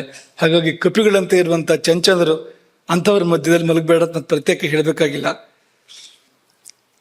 ಸ್ಮಶಾನ ಶೂನ್ಯಾಲಯ ದೇವತಾಯತನೇಶು, ಸ್ಮಶಾನದಲ್ಲಿ ಮಲಗಬೇಡ, ಭೂತ ಪ್ರೇತಗಳ ಆವಾಸ ಸ್ಥಾನ. ಅಲ್ಲಿ ಬಂದ್ರೆ ಸ್ಮಶಾನ ಕಾಳಿ ಬರ್ಬೋದು ಅಷ್ಟೇ ಹೊರತು ಈ ಭೂತಧಾತ್ರಿ ಬರೋಕ್ ಕಷ್ಟ ಇದೆ ಅಲ್ಲಿ. ಶೂನ್ಯಾಲಯ ಅಂದ್ರೆ ಹಾಳು ಬಿದ್ದ ಮನೆಯಲ್ಲಿ ಮಲಗಬೇಡ. ಒಂದೇ ಕಾರಣಗಳು ಇದಕ್ಕೆಲ್ಲ. ದೇವತಾಯತನೇಶು, ದೇವರ ಕೋಣೆಯಲ್ಲಿ ಅಥವಾ ದೇವಸ್ಥಾನದಲ್ಲಿ ಮಲಗಬೇಡ. ಯಾಕೆಂದ್ರೆ ದೇವರು ಸಂಚಾರ ಮಾಡಬೇಕು ಅಲ್ಲಿ, ನೀನೆಷ್ಟು ಪವಿತ್ರನೋ ಅಪವಿತ್ರನೋ. ಮತ್ತೆ ಗಣಗಳು ಸಂಚಾರ ಮಾಡ್ಬೋದು ಅಲ್ಲಿ, ಆ ದೇವರ ಗಣಗಳು ಸಂಚಾರ ಮಾಡ್ಬೋದು, ಅಲ್ಲಿ ಮಲಗಬೇಡ ಅಂತೆಲ್ಲ ಹೇಳಿ ಇನ್ನೂ ಅನೇಕ ಇದೆ. ಧಾನ್ಯ ಗೋ ಗುರು ಹುತಾಶನ ಸುರಾಣ ವಪರಿ ಅಂತಂದ್ರೆ ಧಾನ್ಯಗಳ ಮೇಲೆ ಆಗ್ಬಾರ್ದು. ಧಾನ್ಯ ಲಕ್ಷ್ಮಿ ಇದು. ಗೋವಿನ ಮೇಲಕ್ಕೆ ಮಲಗಬೇಡ ಅಂದ್ರೆ ಗೋವಿನ ಬೆನ್ ಮೇಲೆ ಮಲಗಬೇಡ ಅಂತಲ್ಲ. ಅಟ್ಟ ಮಾಡ್ಕೊಂಡು ಕೆಳಗಡೆ ಗೋವಿದೆ, ಮೇಲ್ಗಡೆ ಮಲಗುವಂಥದ್ದು, ಅಥವಾ ಧಾನ್ಯ ಕೆಳಗಿದೆ, ಅಟ್ಟದ ಮೇಲೆ ಮಲಗುವಂಥದ್ದು ಮಾಡಬಾರ್ದು ಅದನ್ನ ಅಂತ. ಹಾಗಾಗಿ ಧಾನ್ಯಗಳ ಮೇಲೆ, ಗೋವುಗಳ ಮೇಲೆ, ಗುರುಗಳು ಕೆಳಗೆ ಮಲಗಿದ್ದಾರೆ, ನಾನು ಮೇಲೆ ಮಲಗ್ತೀನಿ ಅಲ್ಲ, ಸರಿಯಲ್ಲ. ಹುತಾಶನ, ಬೆಂಕಿ ಮೇಲೆ ಮಲಗಬೇಡ. ಅದರಲ್ಲಿ ಕೂಡ ಯಜ್ಞಾಗ್ನಿ ಅಂಥದ್ರ ಮೇಲೆ ಮಲಗಬೇಡ. ಸುರಾಣ ಮಪರಿ, ಕೆಳಗೆ ದೇವ್ರ ಕೋಣೆ ಅಥವಾ ದೇವರುಗಳಿದ್ದ ಕೆಳಗಡೆಗೆ ಅಂದರೆ ಮೇಲ್ಗಡೆ ಮಲಗಬೇಡ. ಇದೆಲ್ಲ ಒಳ್ಳೆಯದಲ್ಲ, ಅವಮಾನ ಆ ಶಕ್ತಿಗಳಿಗೆ ಅದು ಅಂತ. ನೋಚ್ಛಿಷ್ಟ, ಜಂಜಲಾಗಿ ಮಲಗಬೇಡ ಅಂತ. ಅಂದರೆ ಊಟ ಮಾಡಿ ಕೈ ತೊಳ್ಕೊಳ್ಬೇಕು ಅಂತ. ಯಾಕೆ ಇದನ್ನೆಲ್ಲ ಹೇಳ್ತೀರಿ? ನಾವು ಕೈ ತೊಳ್ಕೊಳ್ತೇವೆ, ನಾವು ಊಟ ಆದಮೇಲೆ ಕೈ ತೊಳ್ಕೊಳ್ಳೋದೇ ಇರ್ತೇವೆ ಅಂದರೆ ಅಂಥ ಉಪದಿಗಳು ಇರ್ತಾರೆ. ಹಾಗೆ ಒರೆಸ್ಬಿಡೋದು ಊಟ ಆದಮೇಲೆ, ಹೀಗೋ ಅಥವಾ ಇನ್ಯಾರಿಗೋ ಒರೆಸ್ಬಿಟ್ರೆ ಆಯಿತು ಅಂತ. ಅದೆಲ್ಲ ಈಗ ಊಟ ಆದಮೇಲೆ ಹಾಗೆಲ್ಲ ತಿನ್ನಬಾರ್ದು. ಏನಾದ್ರು ಊಟ ಆದಮೇಲೆ ಕೂಡ ಏನಾದ್ರು ತಿಂದರೆ ನಾವೇನು ಕೂತ್ಕೊಂಡು ಹಾಗೆಲ್ಲ ಊಟ ಮಾಡಿರೋದಿಲ್ಲೋ, ಏನೋ ಬಾಯಿ ಹಾಕ್ಬಿಡೋದು, ತಿನ್ನೋದು ಅಂತ. ಎಂಜಲೇ ಅದು. ಆ ಸ್ಥಿತಿಲಿ ಮಲಗಬೇಡ. ಆ ಎಂಜಲಿಗೆ ಶುದ್ಧಿ ಆಗಬೇಕು, ಅದು ತಮೋಗುಣ. ಅದು ಉಚ್ಚಿಷ್ಟ ಅಂದರೆ ತಮೋಗುಣ ಅಂತ. ಹಾಗಾಗಿ ಉಚ್ಚಿಷ್ಟನಾಗಿ ಎಂಜಲಾಗಿ ಮಲಗಬೇಡ, ದೇವಿ ಬರ್ತಾಳೆ. ನ ದಿವ, ಹಗಲು ಮಲಗಬಾರ್ದು, ತುಂಬ ದೋಷ ಇದೆ. ಚೂರ್ಪಾರಿಲ್ಲ, ತುಂಬ ದೋಷ ಇದೆ. ನ ದಿವ ಸುಪ್ಯಾತ್. ಸಂಧ್ಯೆಯೋ, ಸಂಧ್ಯಾಕಾಲಗಳಲ್ಲಿ ಮಲಗಬಾರ್ದು, ತುಂಬ ದೋಷ ಇದೆ. ಎಲ್ಲಿವರೆಗೆ ಅಂದರೆ ಭರತ ಶಪಥ ಮಾಡ್ತಾನೆ.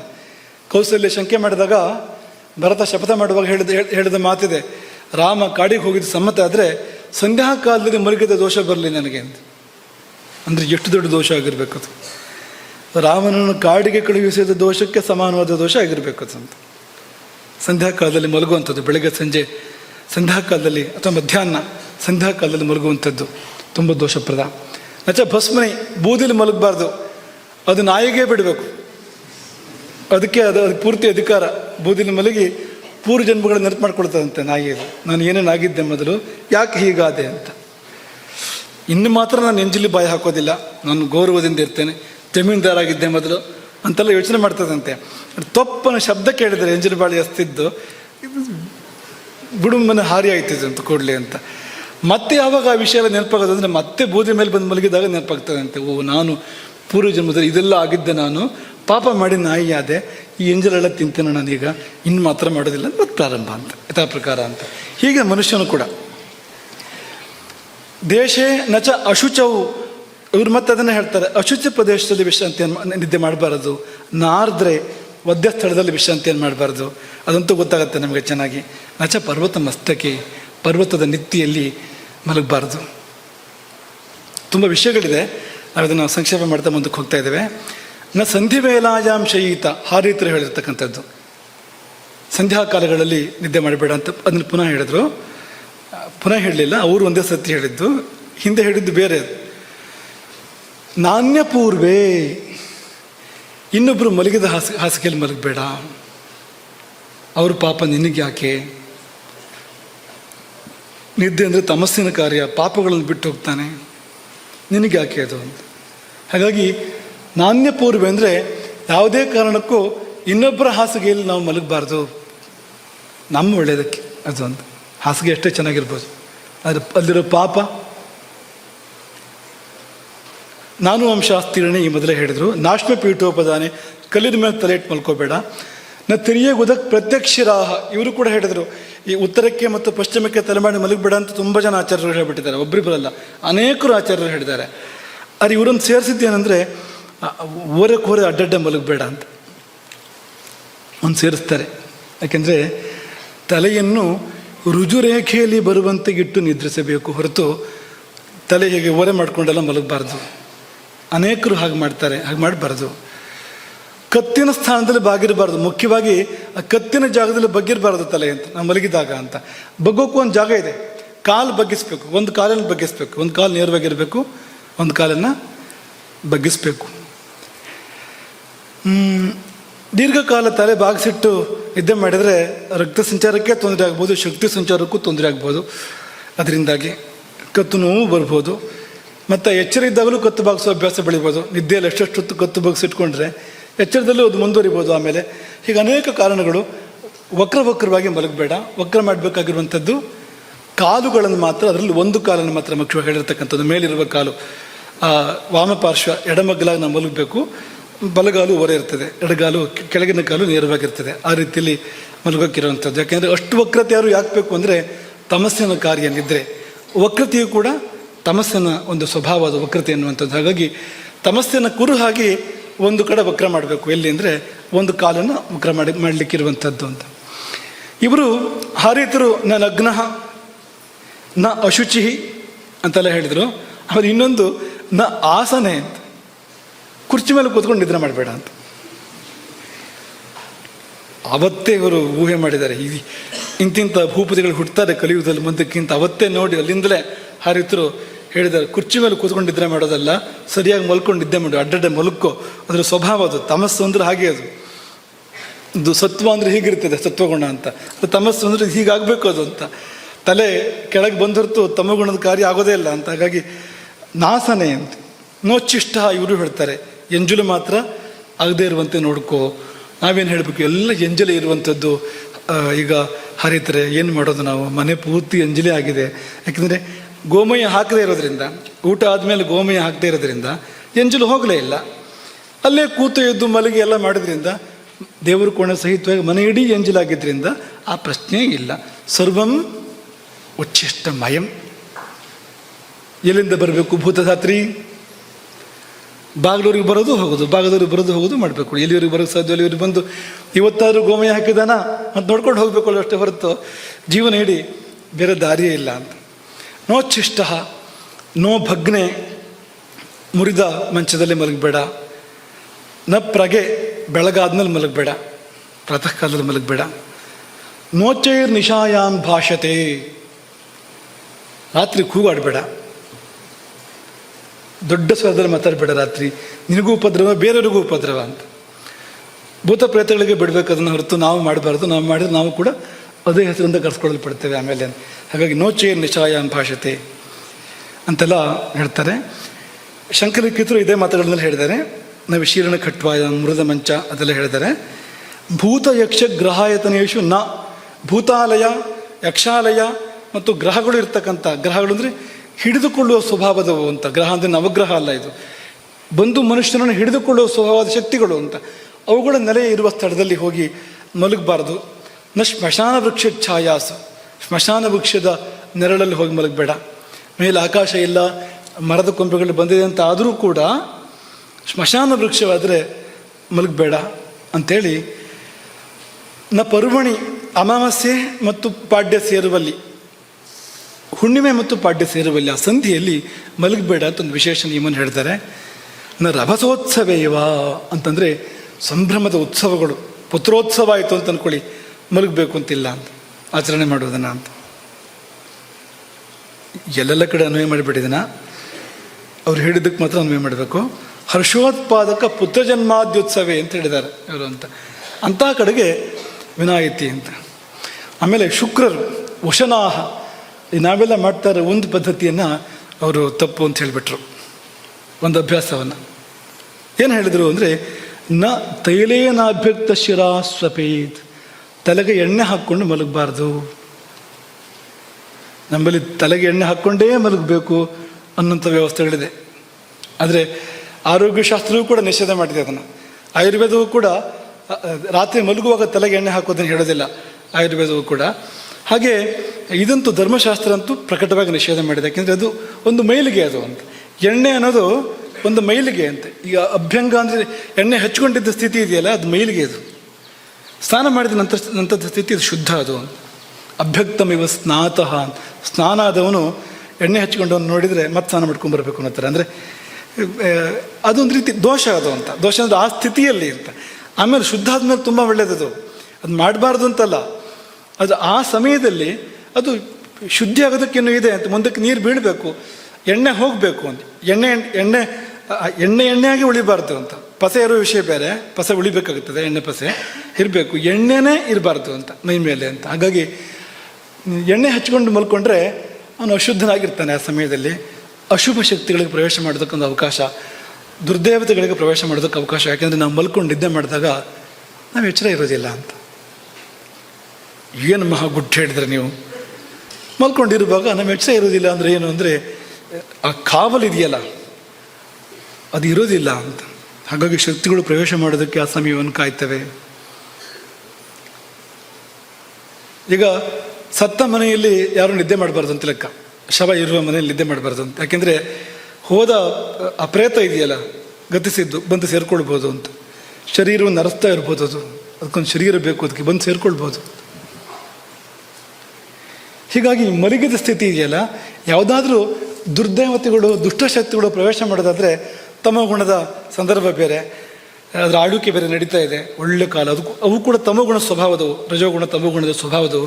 ಒಳ್ಳೆ ನನಗಿದು ಹೊಂದಾಣಿಕೆ ಆಗತ್ತಲ್ಲ ಅಂತ ಅನ್ಕೊಂಡು ಬರ್ತವೆ ಆ ಸಮಯದಲ್ಲವು ಅಂತ.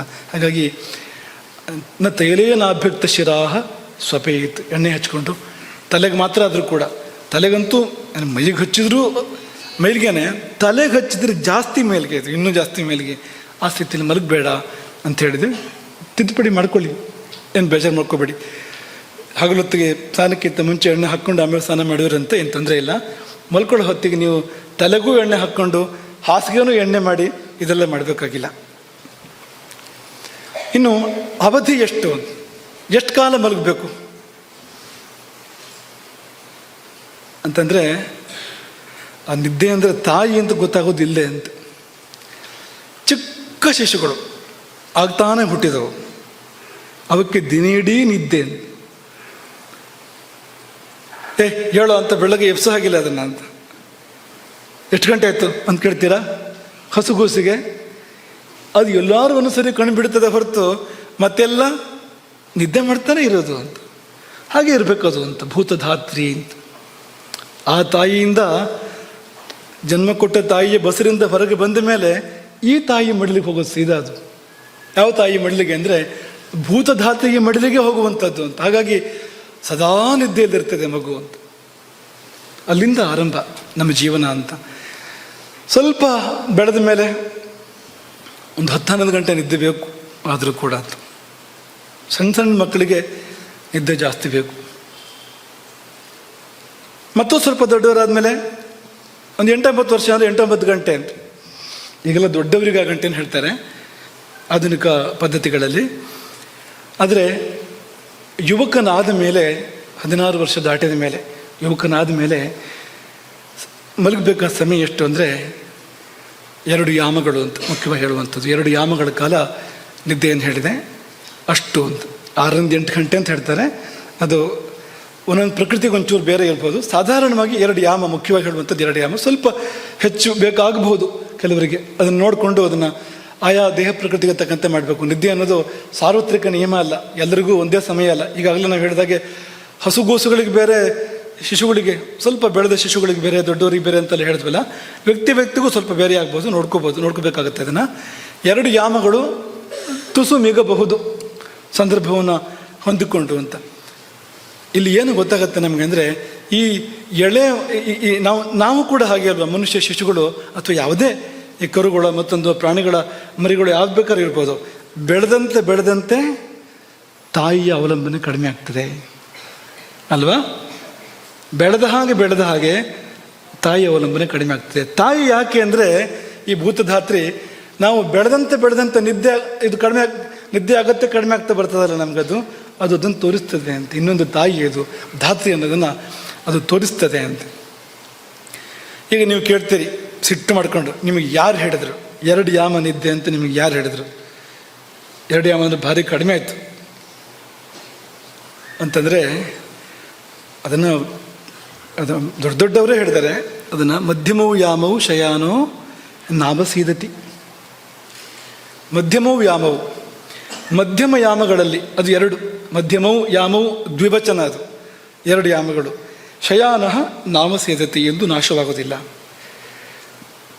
ಮಧ್ಯಮವು ಯಾಮವು ಅಂತ ಯಾಕೆ ಹೇಳಿದ್ರು ಅಂದರೆ, ರಾತ್ರಿಗೆ ಸೂರ್ಯಾಸ್ತದಿಂದ ಸೂರ್ಯೋದಯಕ್ಕೆ, ರಾತ್ರಿ ಅಂದರೆ ನಿಜವಾಗಿ ಒಂದು ಯಾಮ ಕಳೆದ ಮೇಲೆ ಶುರು ಅಂತ ಲೆಕ್ಕ.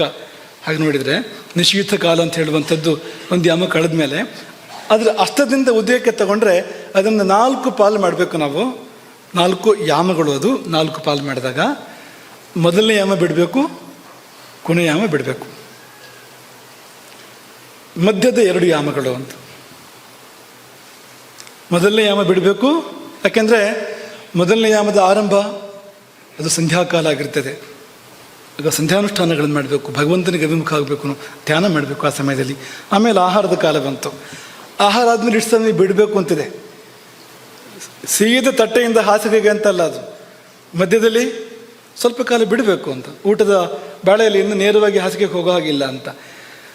ಈ ಅವಧಿ ಇದೆಯಲ್ಲ, ಇದು ಸುಮಾರು ಒಂದು ಪ್ರಹರವೇ ಆಗ್ತದೆ ಅಂತ, ಒಂದು ಯಾಮದ ಸಮಯ ಅಂತ, ಪ್ರಥಮ ಪ್ರಹರ ಆಗ್ತದೆ ಇದರಲ್ಲಿ ಅಂತ. ಇದು ಕಳೆದ ಮೇಲೆ ನಿದ್ದೆ ಮಾಡುವಂಥದ್ದು, ಇದು ಕಳೆಯುವಾಗ ನಿದ್ದೆ ಮಾಡುವಂಥದ್ದು ಅಂತ. ಮೊದಲನೇ ಯಾಮ ಕಳೆಯುವಾಗ ಅಥವಾ ಕೊನೆ ಸಮಯ ಅಂತ ಅಂದ್ಕೊಳ್ಳಿ ನೀವು ಅಂತ. ಎರಡನೇ ಮೂರನೇ ಯಾಮ ಪೂರ್ತಿ ನಿದ್ದೆನೆ, ಯಾಕೆಂದರೆ ಸರಿ ಮಧ್ಯರಾತ್ರಿ ಮಧ್ಯದಲ್ಲಿ ಬರಬೇಕು ಅಂತಂದರೆ ಎರಡನೇ ಮೂರನೇ ಯಾಮಗಳು ಅಂತ. ಅದಕ್ಕೆ ಅಂತ ಕೊನೆ ಯಾಮ ಹೇಳಬೇಕು. ರಾಮನ ಬಗ್ಗೆ ವಾಲ್ಮೀಕಿಗಳು ಹೇಳುವಂಥದ್ದು, ಏಕಯಾಮಾವಶಿಷ್ಟಾಯಾಮ್ ರಾತ್ರವು ಪ್ರತಿ ವಿಬುದ್ಧ ಸಹ. ರಾತ್ರಿಯಲ್ಲಿ ಒಂದು ಯಾಮ ಉಳಿದಿತ್ತು ಅಂತ. ಏಕಯಾಮಾವಶಿಷ್ಟಾಯಾಮ್ ರಾತ್ರವು ಪ್ರತಿ ವಿಬುದ್ಧ ಸಹ. ಯಾಕೆಂದರೆ ಈ ಬ್ರಾಹ್ಮ ಮುಹೂರ್ತ ಅನ್ನೋದಕ್ಕೆ ಚರ್ಚೆಗಳಿದೆ, ಯಾವುದು ಬ್ರಾಹ್ಮ ಮುಹೂರ್ತ ಅಂತ. ಕೆಲವರು ಈ ಕೊನೆ ಯಾಮ ಇಡೀ ಬ್ರಾಹ್ಮ ಮುಹೂರ್ತ ಅಂತ ಹೇಳ್ತಾರೆ. ಪಶ್ಚಿಮ ಯಾಮ ಕೊನೆ ಯಾಮ ಇದೆಯಲ್ಲ, ಅದಿಡೀ ಬ್ರಾಹ್ಮ ಮುಹೂರ್ತ ಅಂತ.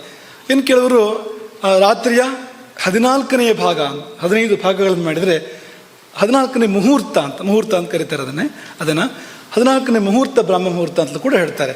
ಅದನ್ನೇ ಬಳಸ್ಕೊಂಡು ಅಲ್ಲಿ ತನಕ ಮಲಗ್ಬೋದಲ್ಲ. 14ನೇ ಭಾಗ ಅಂದರೆ ಸ್ವಲ್ಪ ಪಶ್ಚಿಮ ಯಾಮಕ್ಕಿಂತ ಮುಂದೆ ಬರ್ತದೆ.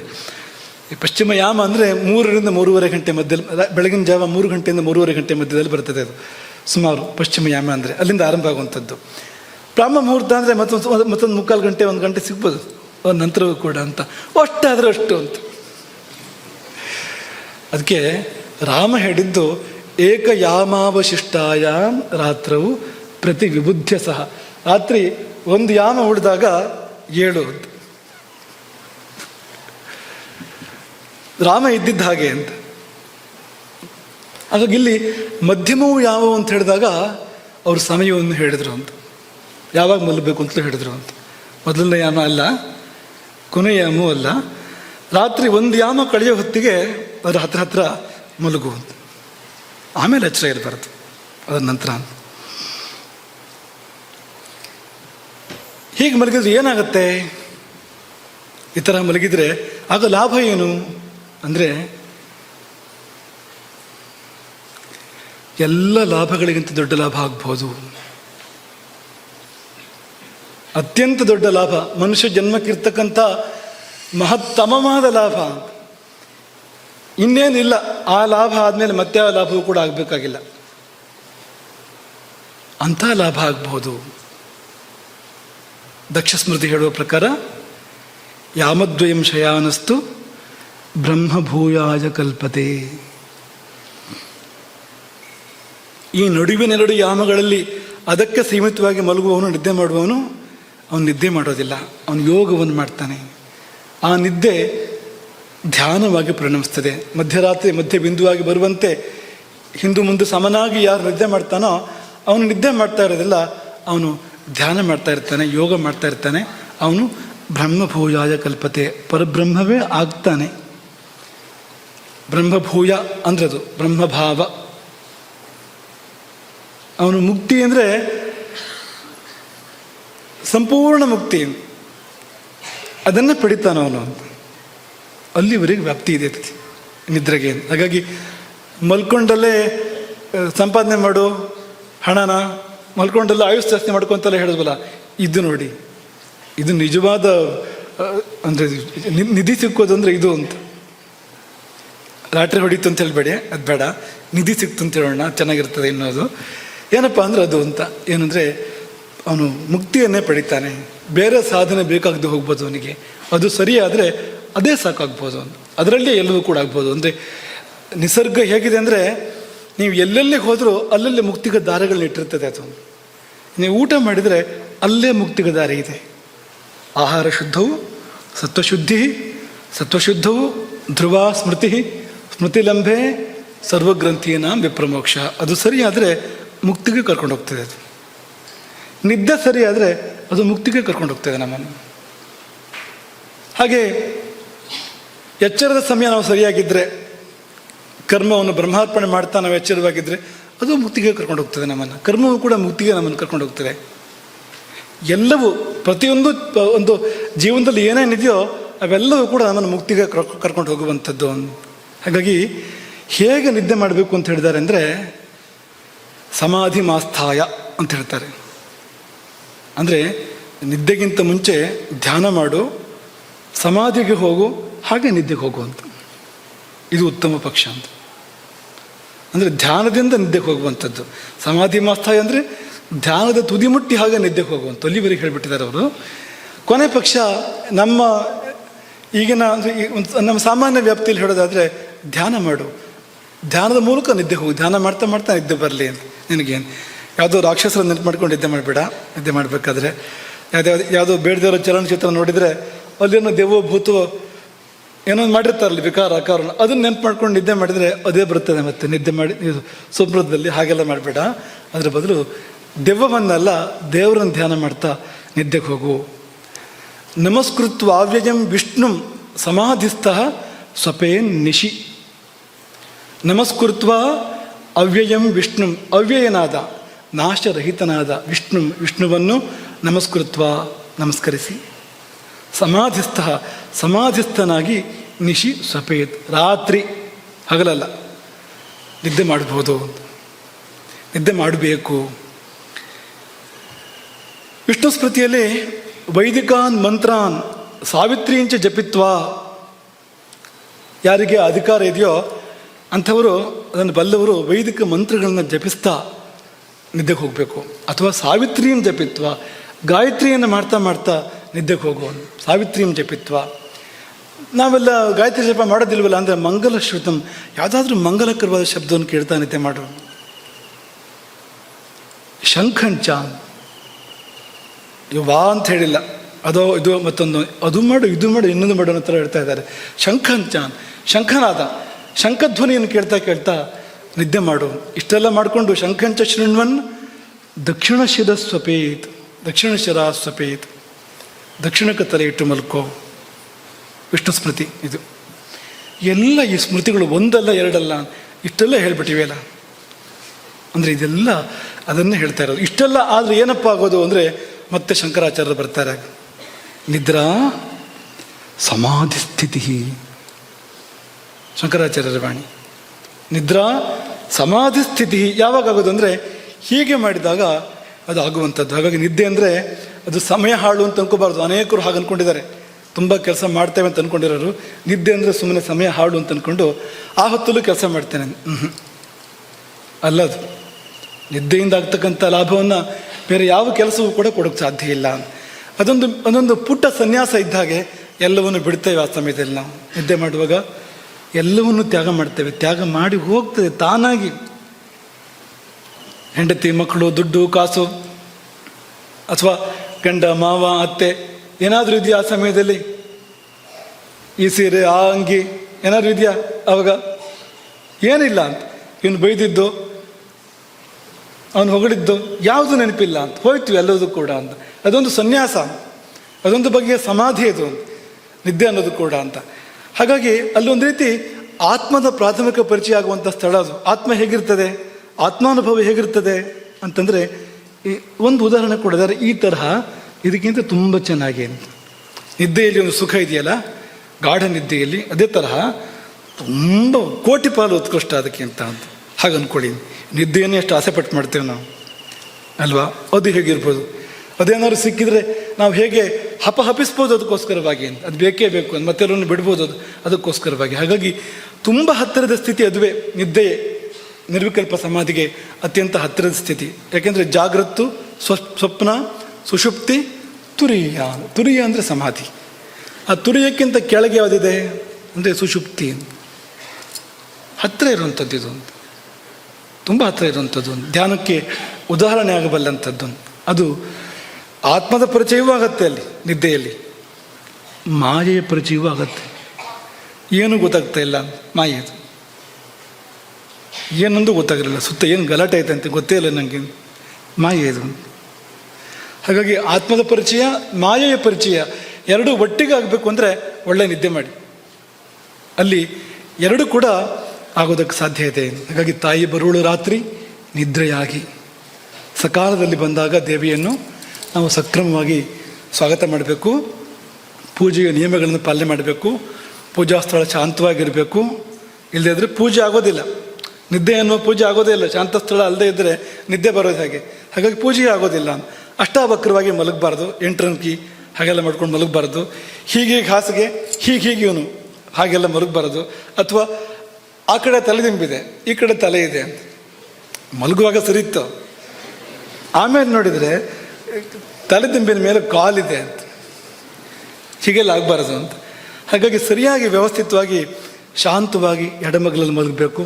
ಮೊದಲು ಅಂಗಾತ, ಅಲ್ಲಿ 8 ಶ್ವಾಸ, ಆಮೇಲೆ ಬಲಮಗ್ಲು, ಅಲ್ಲಿ 16 ಶ್ವಾಸ, ಕೊನೆಯಲ್ಲಿ ಎಡಮಗ್ಲು. ಅಷ್ಟರ ತನಕ ಎಚ್ಚರ ಇದ್ದರೆ, ಯಾಕೆಂದರೆ ಈ ಪುಣ್ಯ ಪುರುಷರಿಗೆ ನಿಶ್ಚಿಂತರಿಗೆ ಇಷ್ಟು ವ್ಯವಸ್ಥೆ ಆಗೋದು ಕಷ್ಟ, ಮೊದಲೇ ಮುಗಿದೋಗ್ಬಿಡ್ತದೆ ಎಷ್ಟೋ ಸರ್ತಿ. ಹಾಗಾಗಿ ಸ್ವಲ್ಪ ಹುಷಾರಾಗಿ ಎಚ್ಚರವಾಗಿದ್ರು. ಯಾಕೆಂದರೆ ಎಡಮಗ್ಲಲ್ಲೇ ಮಲಗಬೇಕು ಕೊನೆಯಲ್ಲಿ, ಆ ನಿಯಮ ಇರುವಂಥದ್ದು. ಕೊಟ್ಟ ಕೊನೆಯಲ್ಲಿ ಎಡಮಗಲಿಗೆ ಹೋಗಿ ಸಾಧ್ಯ ಆದರೆ 32 ಶ್ವಾಸ ಎಣಿಸ್ಬೇಕು. ನಿಮಗೆ 32 ಶ್ವಾಸ ಎಣಿಸೋಕೆ ಆಗದೆ ಹೋದರೆ ನೀವು ಪುಣ್ಯಾತ್ಮರು. ಲೆಕ್ಕ ತಪ್ಪಿ ಹೋದರೆ 7, 8, 10 ಅದರೊಳಗೆ ಮುಗಿದೋಯ್ತು ಅಂತ, ಧನ್ಯರು ನೀವು ಅಂತ. ಹಾಗಾದರೆ ಅಂತ ನೀವು ಪಾಪ ಮಾಡಿಲ್ಲ ಅಂತ ಲೆಕ್ಕ ಅಂತ. ನೀವು ನಿದ್ದೆ ಬರ್ತಾ ಇದೆ, ಒಳ್ಳೆ ನಿದ್ದೆ ಬರ್ತಾ ಇದೆ ನಿಮಗೆ ಅಂತ. ಮಾಡಿಲ್ಲ ಅಂತಲ್ಲ, ಕಡಿಮೆ ಮಾಡಿದ್ದೀರಿ ಅಂತ. ಉಂಡು 100 ಅಡಿ ನಡೆದು ಕೆಂಡದಲ್ಲಿ ಕೈ ಕಾಸಿ, ಗಂಡು ಮೇಲಾಗಿ ಮಲಗಿದರೆ ವೈದ್ಯನ ಗಂಡ ತಾನಕ್ಕೂ ಸರ್ವಜ್ಞ. ನಮ್ಗೆ ಯಾರಿಗಾರು ವೈದ್ಯನ ಗಂಡ ಆಗಬೇಕು ಅಂತ ಅಪೇಕ್ಷೆ ಇದ್ದರೆ ಇದನ್ನು ಮಾಡಿ ಅಂತ. ಶತಪಥ ಭುಕ್ತ್ವ ಶತಪಥಂ ವ್ರಜೇತ್, 100 ಹೆಜ್ಜೆ ನಡಿಬೇಕು ಊಟ ಆದಮೇಲೆ. ಕೆಂಡದಲ್ಲಿ ಕೈ ಕಾಸಿ, ಆ ಕೆಂಡ ಅಂತ ಏನಾದ್ರು ನಿಮಗೆ ಇದ್ದರೆ, ಇವತ್ತು ಕೆಂಡ ಅನ್ನೋದು ಬರೀ ಕಥೆಯಲ್ಲಿ ಮಾತ್ರ, ಕಥೆ ಪುಸ್ತಕದಲ್ಲಿದೆ ಅಂತ. ಮನೆಯಲ್ಲಿರ್ತಕ್ಕಂಥ ಅನಿಲದ ಒಲೆಯಲ್ಲಿ ಕೆಂಡ ಎಲ್ಲಿಂದ? ದುಃಖಿಸಿ ನಾವೇ ಕೆಂಡ ಆಗಬೇಕು, ಹೋಯ್ತಲ್ಲ ಅದು ಯಾವುದು ಇಲ್ವಲ್ಲ ಅಂತಷ್ಟು ಬಿಟ್ಟರೆ ಅಲ್ಲೇನು ಕೆಂಡ ಇಲ್ಲ ಅಂತ. ಹಾಗಾಗಿ ಕೆಂಡದಲ್ಲಿ ಕೈ ಕಾಸಿ, ಗಂಡು ಮೇಲಾಗಿ ಅಂದರೆ ಈ ಬಲಭಾಗ ಗಂಡು ಭಾಗ, ಎಡಭಾಗ ಹೆಣ್ಣು ಭಾಗ ಶರೀರದಲ್ಲಿ. ಹಾಗಾಗಿ ಪುರುಷ ಭಾಗ ಮೇಲಾಗಿ ಬರುವಂತೆ ಮಲ್ಕೋಬೇಕು. ಏನಪ್ಪ ನಮ್ಮ ಹೆಣ್ಮಕ್ಳನ್ನ ಈ ಥರ ನೀವು ತಾತ್ಸಾರ ಮಾಡ್ತೀರಲ್ಲ, ನೀವು ಎಲ್ಲಿ ಹೋದರೂ ಹೀಗೆ ಅಂತ ನೀವು ಬೇಜಾರು ಮಾಡ್ಕೊಳ್ಬೇಡಿ.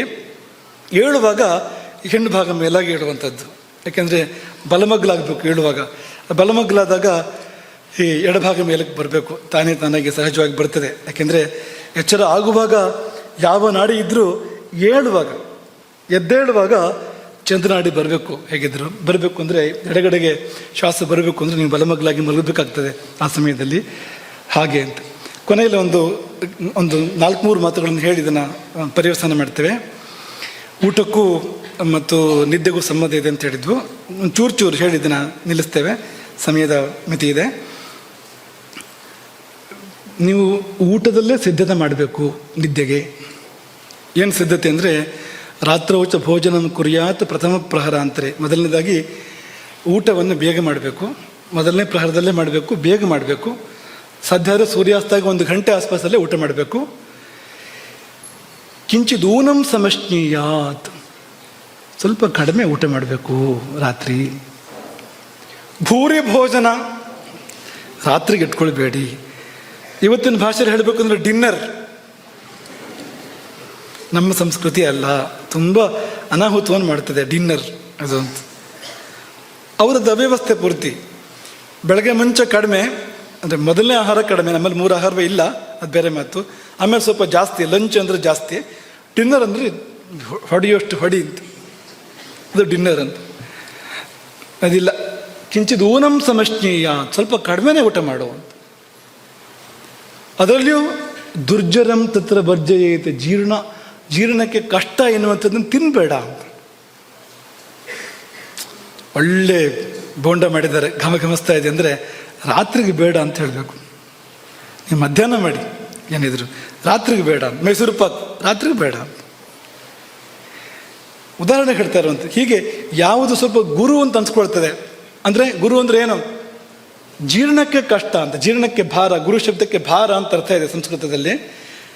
ಹಾಗಾಗಿ ಯಾವುದು ಸ್ವಲ್ಪ ಭಾರ ಇದೆಯೋ, ಜೀರ್ಣಕ್ಕೆ ಸ್ವಲ್ಪ ಭಾರ ಆಗ್ತದೋ ಅಂಥದ್ದನ್ನು ರಾತ್ರಿ ಇಟ್ಕೋಬಾರದು ಅಂತ. ಯಾಕೆಂದರೆ ಅವಳು ಬರಬೇಕಲ್ಲ, ಅವಳು ಎಷ್ಟು ಅವಳ ವ್ಯವಸ್ಥೆ ಹೇಗಿದೆ ಅಂದರೆ, ಹೊಟ್ಟೆಯಲ್ಲಿ ಆಹಾರ ಇಲ್ಲ ಅಂದರೆ ನಾ ಬರೋದಿಲ್ಲ ಅಂತ ಹೇಳ್ತಾಳಂತವಳು, ಭೂತಧಾತ್ರಿ.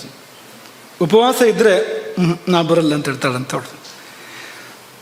ಹೊಟ್ಟೆ ಜಾಸ್ತಿ ತುಂಬಿಕೊಂಡಿದ್ರೆ ಆಗಲೂ ನಾ ಬರೋದಿಲ್ಲ ಅಂತ ಹೇಳ್ತಾಳಂತವಳು. ಇಷ್ಟೇ ಇರಬೇಕು. ನಾ ಬರಬೇಕು ಅಂದರೆ ಕಿಂಚಿತ್ ಊನಂ ಸಮಶ್ನೀಯ, ಸ್ವಲ್ಪ ಕಡಿಮೆ ಊಟ ಮಾಡು, ನಂಗೊಂದು ಸ್ವಲ್ಪ ಜಾಗ ಇಟ್ಕೊ, ನಾನು ಬರಬೇಕಲ್ಲ ಜಾಗ ಇಟ್ಕೊ ಅಂತ. ದುರ್ಜರಂ ತತ್ರ ವರ್ಜಯೇತ್ ಅನ್ನುವಾಗ ಆ ಗುರು ಪದಾರ್ಥಗಳನ್ನು ತಿಂದರೆ ಅದಕ್ಕೆ ಜೀರ್ಣಾಂಗಗಳು ಕಷ್ಟಪಡ್ತಾ ಇರಬೇಕಾಗತ್ತೆ. ನಿದ್ದೆ ಹೇಗೆ ಬರೋದು? ಈ ಮೊನ್ನೆ ಇದ್ರ ಬಗ್ಗೆ ನಾವೊಂದು ವೈದ್ಯ ದಂಪತಿಗಳ ಜೊತೆ ಚರ್ಚೆ ಮಾಡಿದ್ವು, ಆಧುನಿಕ ವೈದ್ಯರು. ಹೀಗೆ ನಮ್ಮ ಪಾರಂಪರಿಕ ವೈದ್ಯ ಹೀಗೆ ಹೇಳ್ತದೆ, ನೀವೇನು ಹೇಳ್ತೀರಿ ಅಂತ ಕೇಳಿದ್ವು. ಅವರೊಂದು ಒಳ್ಳೆ ಮಾಹಿತಿ ಕೊಟ್ಟರು. ಆ ಸಮಯದಲ್ಲಿ ಈ ಜೀರ್ಣಾಂಗಗಳ ವ್ಯವಸ್ಥೆಯೇ ರಾತ್ರಿ ಅದು ದುರ್ಬಲ ಆಗ್ತದಂತೆ. ಹಗಲಿನಷ್ಟು ಪರಿಣಾಮಕಾರಿಯಾಗಿ ರಾತ್ರಿ ಜೀರ್ಣಾಂಗಗಳು ಕೆಲಸ ಮಾಡೋದಿಲ್ಲ ಅಂತ, ಅರ್ಧಾಂಶವೇ ಕೆಲಸ ಮಾಡೋದು ಅಂತ.